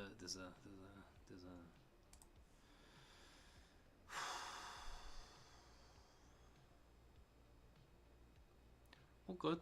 Nice to have someone to talk to. I'm gonna go play some video games now. I'm supposed to be trading. I'm supposed to be looking through my shit and trying to. What do you mean not connected? Hurry up. Trying to find a new pattern, but instead I'm talking shit. It's just nice to have someone to share my ideas with. That's all. My thoughts. It's been a while. Been a long time since I traded. Since I streamed. Since I traded. I trade every fucking day.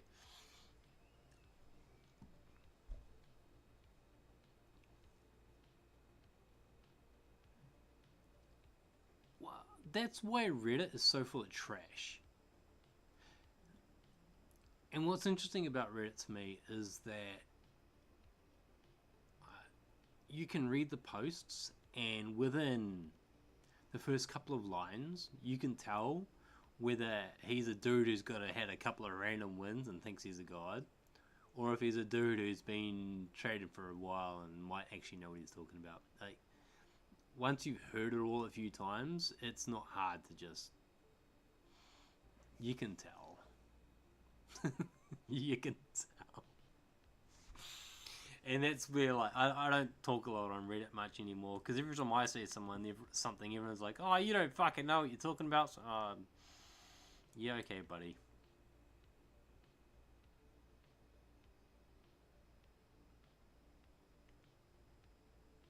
Yeah, I've seen him. I've seen him say a couple of bits here and there. Thoughts on BMNR. Don't know what the fuck that is. So should I know what that is? Is it a person? Is it a trading system? Is it a guru? Ooh.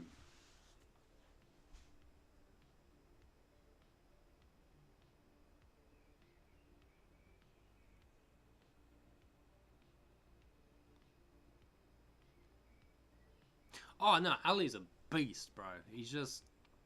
I gave him shit the other day because he said something I can't remember.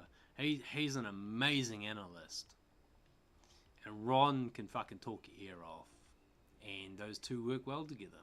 You know. I don't know what Ron's skill set or whatever is, but I mean, he's some kind of researcher, and fuck, he can put an article together. But Ali is the fucking. He fucking do though. Ron is Ali's student. Oh, okay, good to know. Good to know. Yeah, he's a fucking good analyst, man. He's a fucking good analyst. The fuck is this? What do I think of that? I think that's terrible, but I don't know what the fuck I'm looking at. See, that's not so bad. Why did that take off in July so hard? Who signed a deal?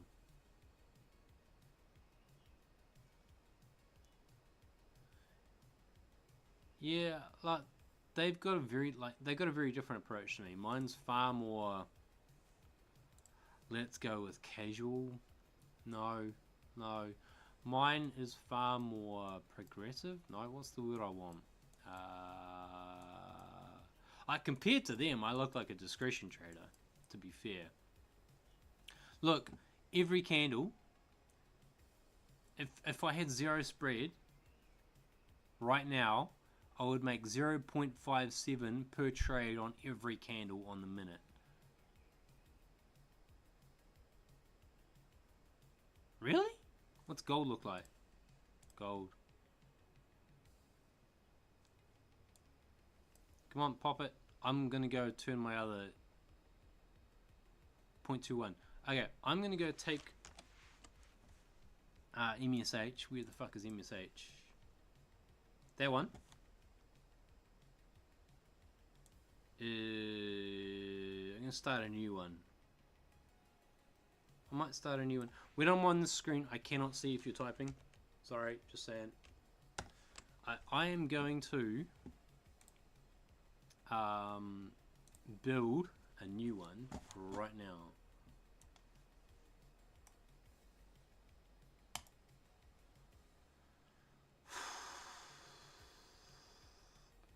I want to see how it performs.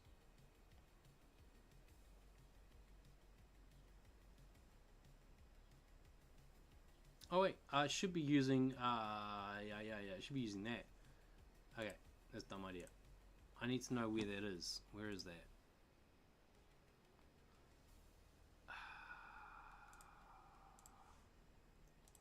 It is prime, that one.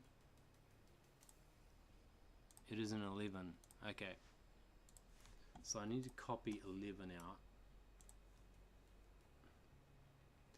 I've got to move this off this drive too. This drive is so slow.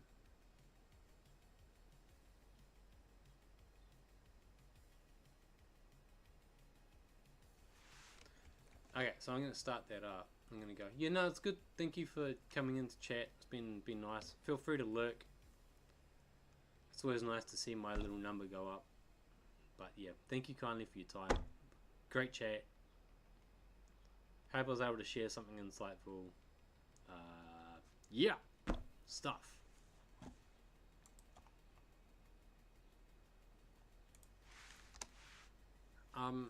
Anyway, I need that to copy over. I'm going to start a new algo. I'm going to suppose I need a new page. That one. Insert. Sheet. After. Okay. Rename it to MSH USD Jippy because that's absolutely fucking insane. Take that, put it on there.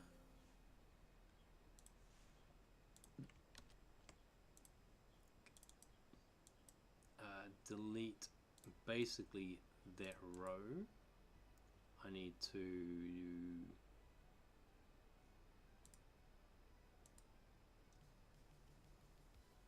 delete the contents and then make all of this back to no fill,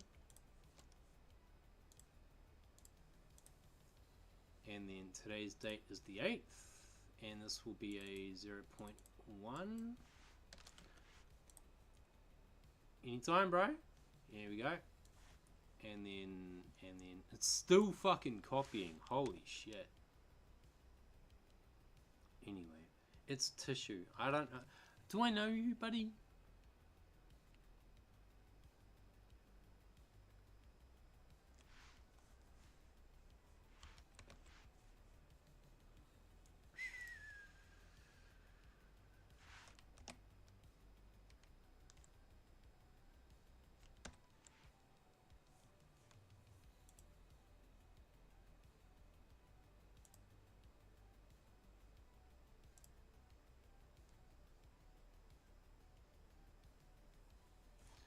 Maybe I should run this on my Prime account.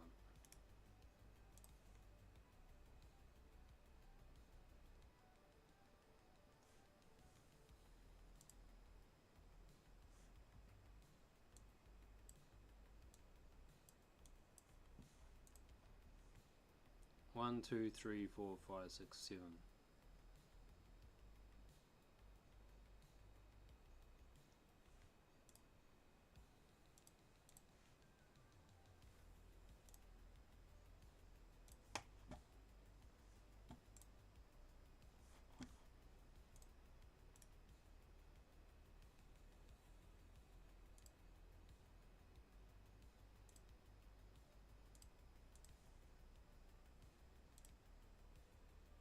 Prime, this guy.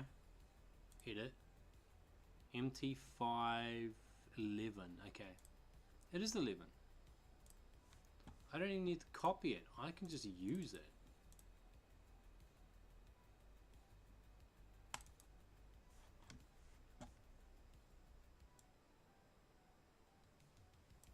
Oh.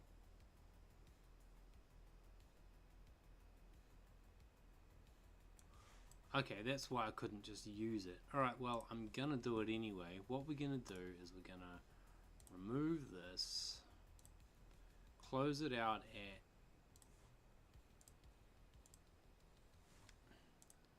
280.30.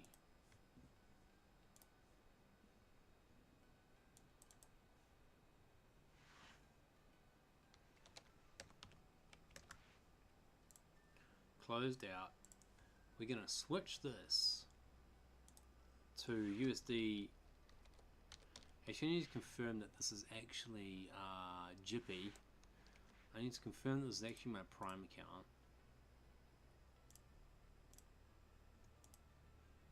Yeah, it is. Okay.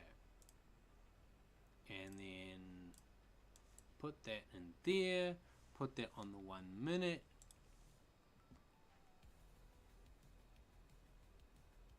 Yo.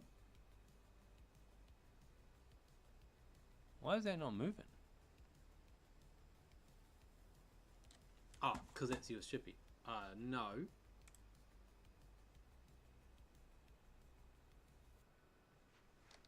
USDJ.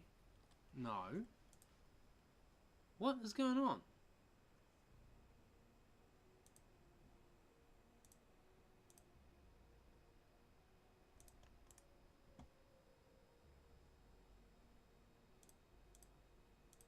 Prime, isn't it?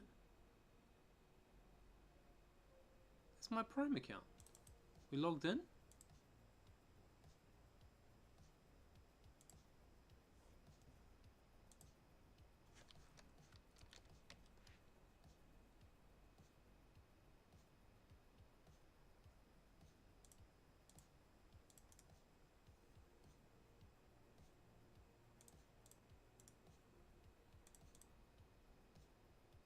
That's not my Prime account. Weird.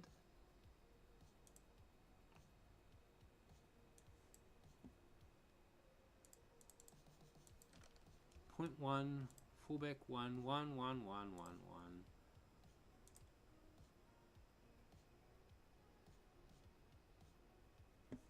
Trade.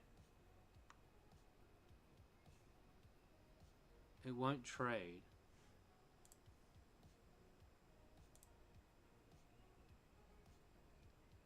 Trading disabled by client. Why?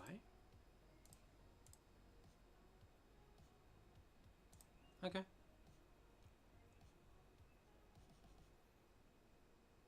Yeah, why is this not... What am I missing? I'll be back in a second because that's not right.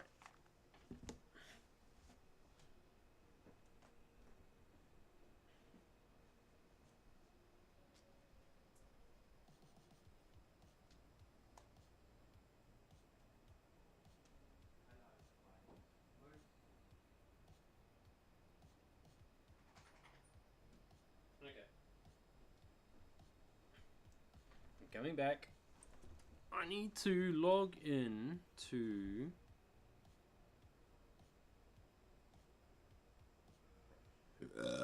my broker, which is easier on my tablet than my PC,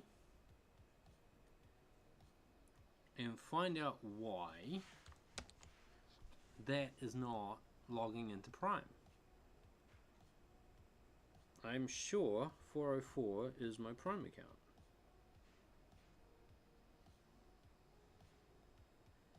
Prime MT5. Ah, okay, it is the wrong account. That explains it. Which is weird. Okay, so let's put this back on gold, and then I will create a new one for the Prime account. Which is weird, because that was the Prime shortcut.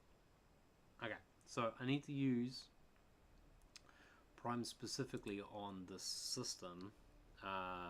Prime US. Go XAU. That guy. Okay, put this back on hourly. Okay, put that on there. Okay, go back to here. Remove this. And then put that on there. Yes, with when it's ready 0.01s, because gold is fucking expensive, and takes the trade. Okay, so then I need an 11 copy. This guy here will do. We'll rename him to 14. I really need to organize this at some point. Rename properties.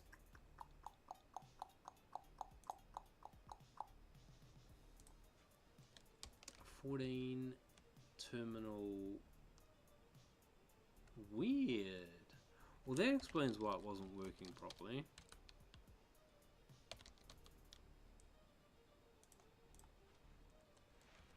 Okay, that explains why I was having issues with that earlier. So,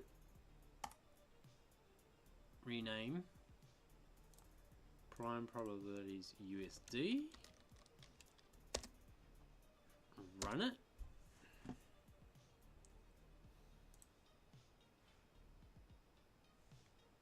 Okay,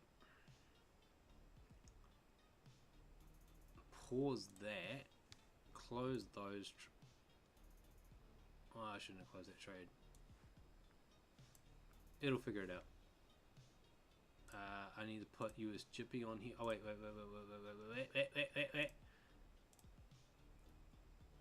Yeah, weird shit's happening.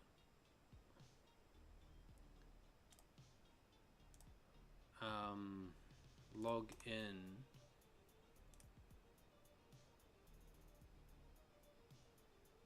To trade account, and the number is actually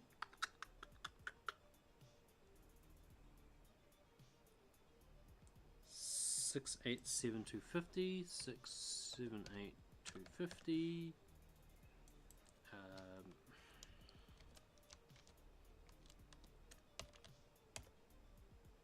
I think that's my password on this account.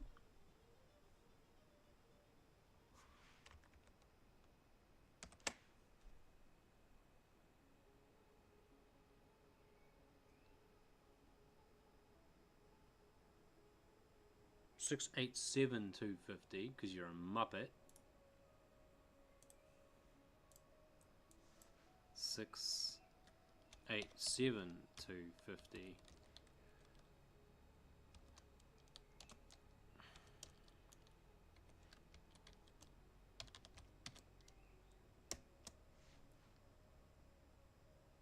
There he goes. Okay. And then charge that account with like, I don't know, $500 or something. For 92.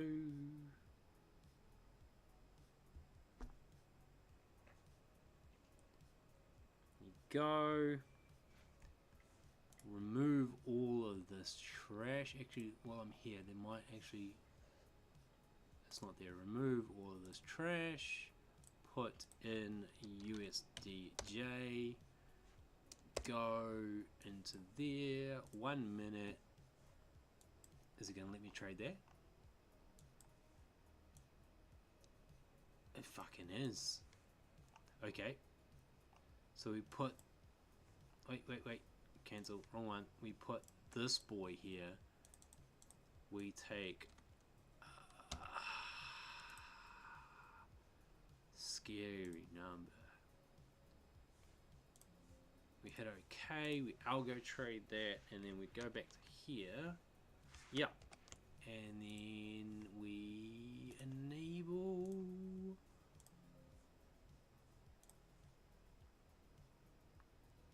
this guy.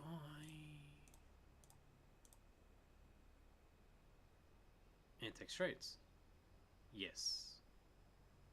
Okay.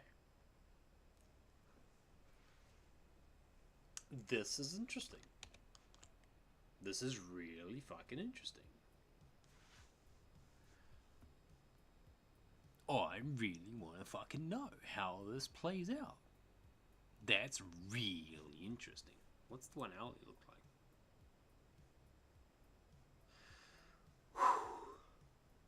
Shit.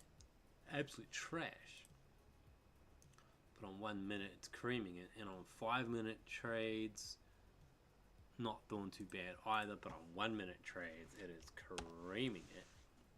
So I'm going to sit here and watch it for a little bit, and we're going to go MES Jippy, and I'm going to rename this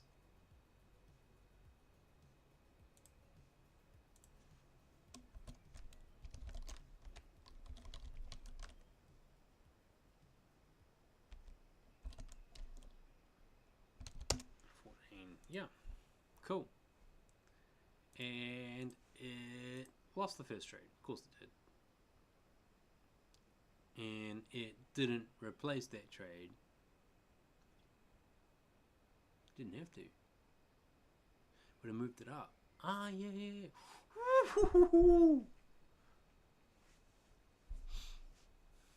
This is exciting, man. This is why I auto trade. I don't touch the button. I let the code do it for me.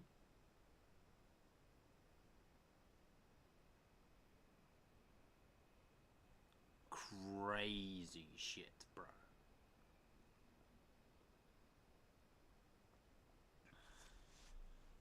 Downloads folder. Downloads folder. Restream. Ah, it does. It, dude. Sick burn, bro. Bro. Fuck, I'm glad I don't do this by hand. This would drive me bonkers. I wouldn't be able to keep up with it. It would upset me. Where is...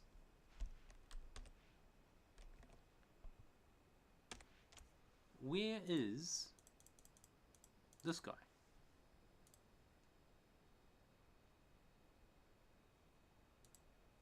Where is he?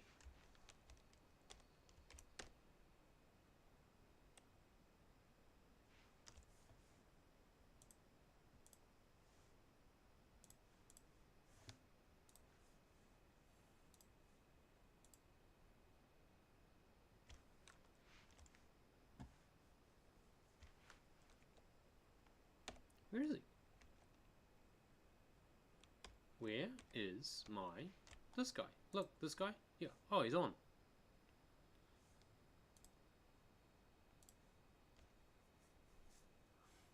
I wanted to change you.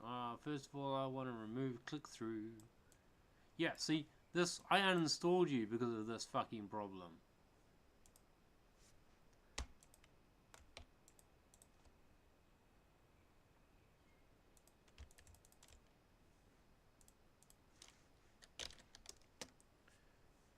I get it, but I want to... The click-through is bugged, man. See this? This is a problem for me.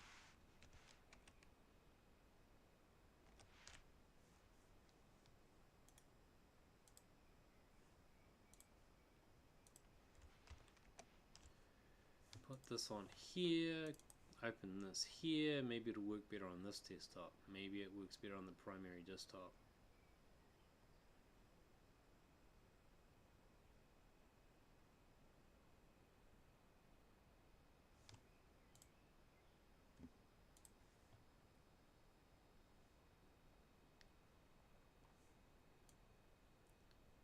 See, I can't fucking touch it.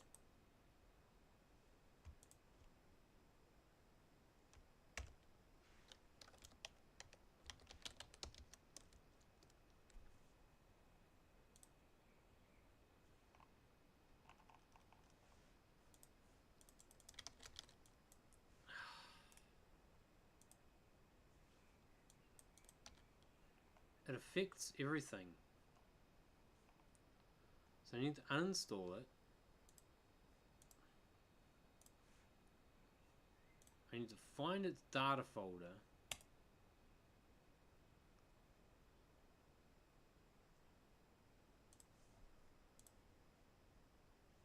What's this shit? She's the most dangerous girl in Japan. Her name is Fumi Taniguchi. She grew up in what seemed like an ordinary... That's off. Who cares? Restream chats data folder. Fuck off. I am asking a specific question.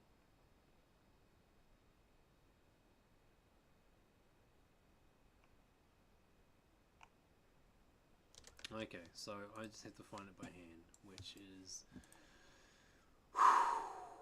Yup.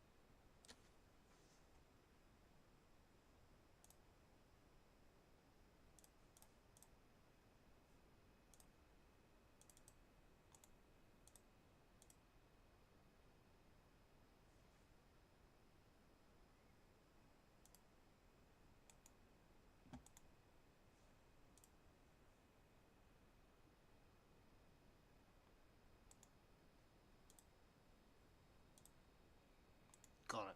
It'll be there. Delete. Okay, try that. Try that. Downloads. That.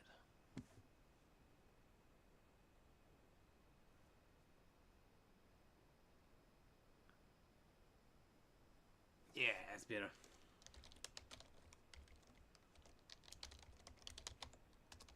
No, apparently I can't spell my own name.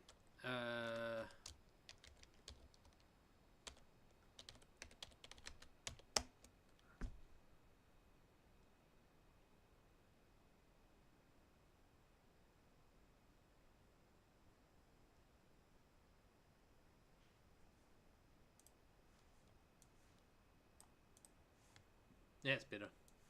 Okay. Now I should be able to see people typing to me. If I change windows, I should see... Yeah, okay, sweet. Okay.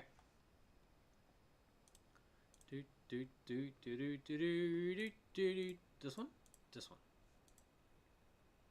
Yes.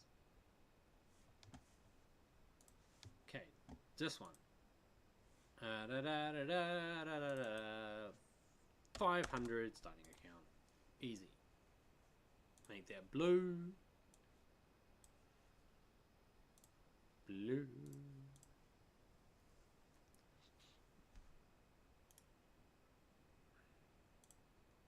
Okay.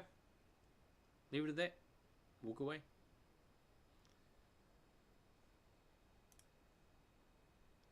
Rename. 1 minute. Yes. Okay. Excellent. I am happy. I am happy. I am happy. Bye. Okay. Yana, yana.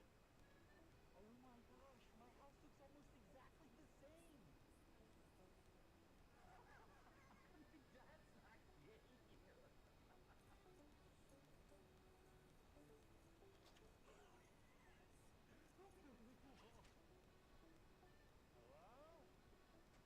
What the fuck? Who are you? And why are you here? Oh, hold on. It's me. I'm you from another dimension. My keys work to get in here. Are you fucking kidding me? No, holy shit. Oh, he's Spider-Man me.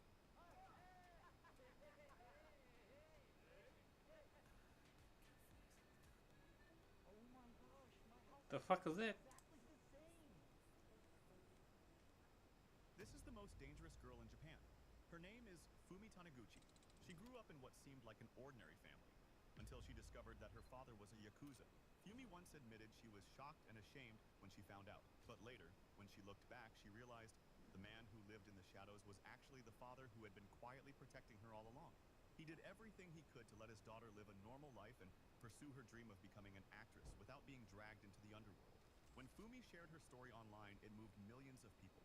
Because behind the terrifying image of a yakuza was a devoted father, willing to bear the darkness so his daughter could walk in the light. This is the most dangerous girl in Japan. Her name is Fumi Taniguchi. Oh my gosh, my house looks... This Cool is the story, bro. most dangerous girl in Japan. Her name is... Let's go and find something decent to listen to and put it on my good speakers and play some music. And yeah, happy. Okay, I just wanna watch this. I just wanna watch this.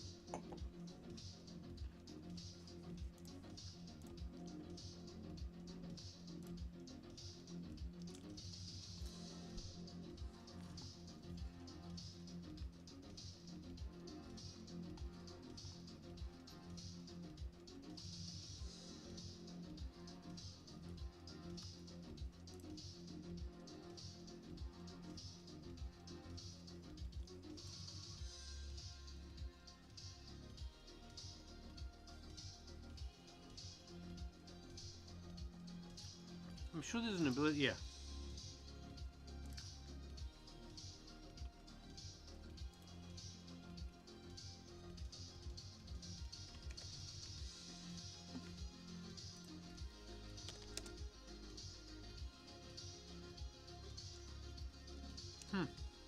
Interesting.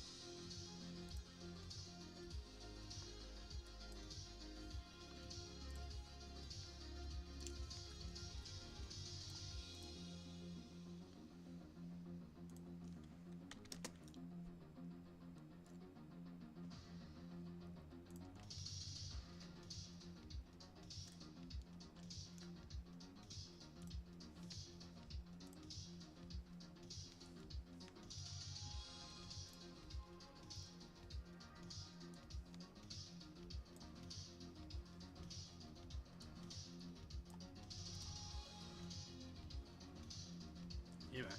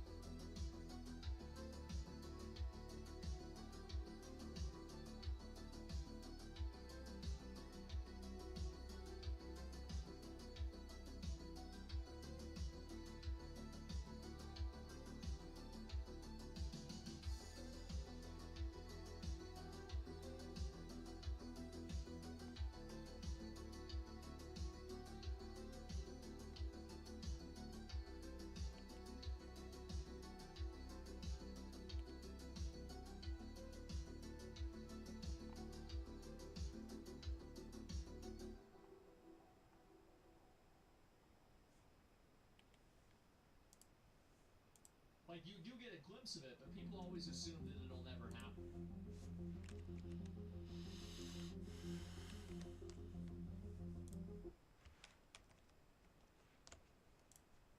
No, it's never gonna happen. It now turns out the illegal Iraqi immigrant who killed the 16-year-old Ukrainian was a refugee in Liana, Gotland, Germany, by pushing her in front of a train had a deportation order issued for March. The authorities never carried out the deportation, It'll and happen so again, the I girl's guarantee you, because it's in our nature. It's in our nature. This is what people are programmed to do. They're killers by nature. And I think that's what's going to happen. That's why, for example, we've never been able to get rid of murder.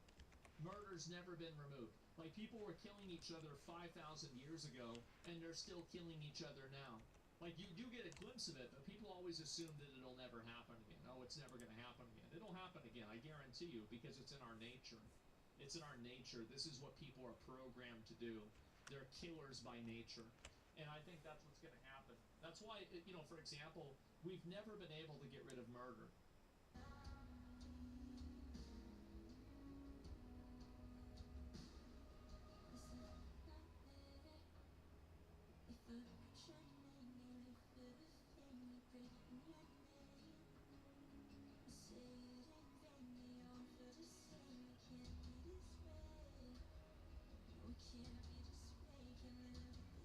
Fuck off! Woo-hoo-hoo!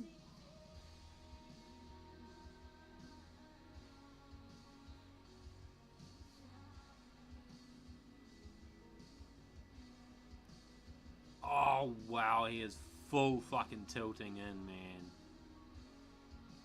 I remember this race.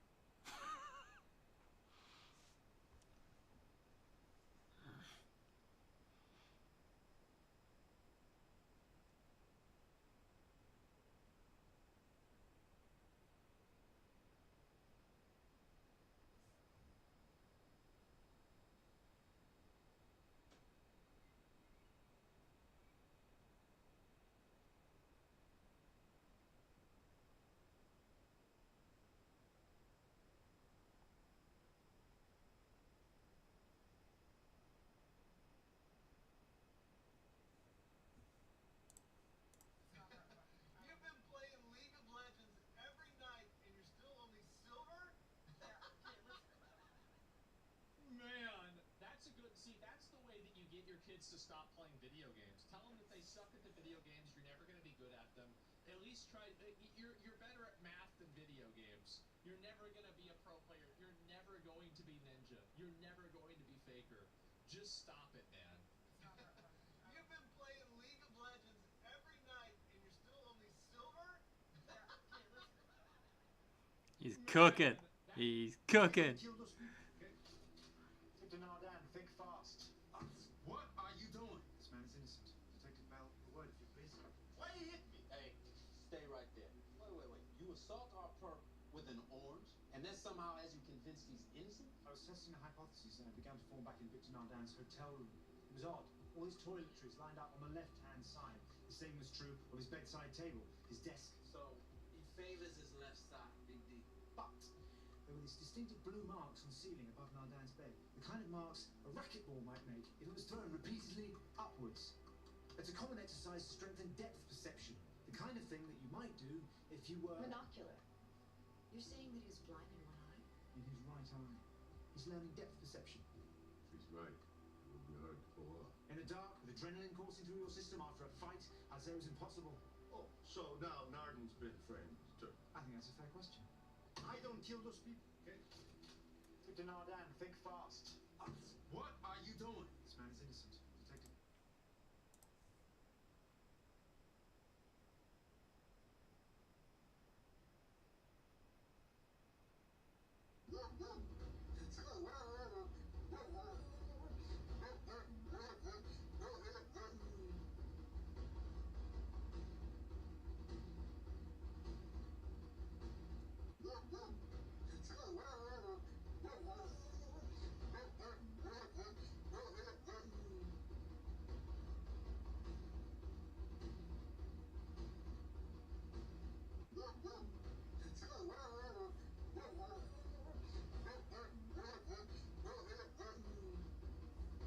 I've never seen someone knock themselves out just by coughing. You got lung cancer. Jesse, know you got cancer? Well, what about you? Are you family? Not a conversation I'm even remotely ready to have. You don't have it in you, Walter. So I should just let you go then? Just unlock you and adios, huh? Let's see the real choice you have. It's between that and cold-blooded murder.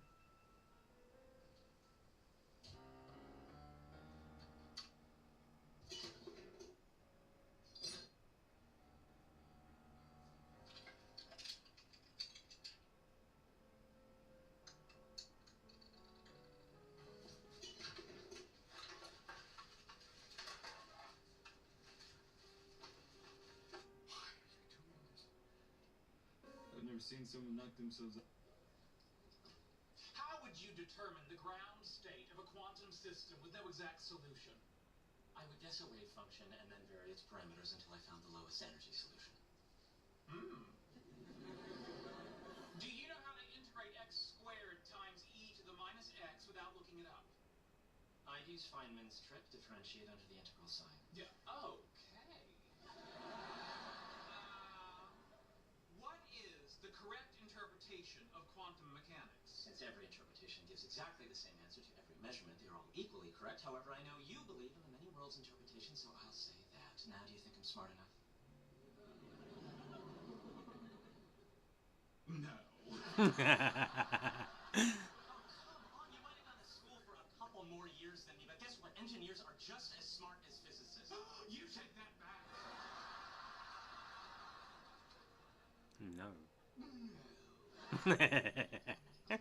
How would you determine the ground state of a quantum... 10 people died in the Bronx last night due to a fire that killed 10 people in the Bronx last night during a fire. Fire officials say all 10 people died due to the fire, which was too hot for their bodies. Do you know how this fire started? Yes, I do. My mother nearly killed me more than once while I was in her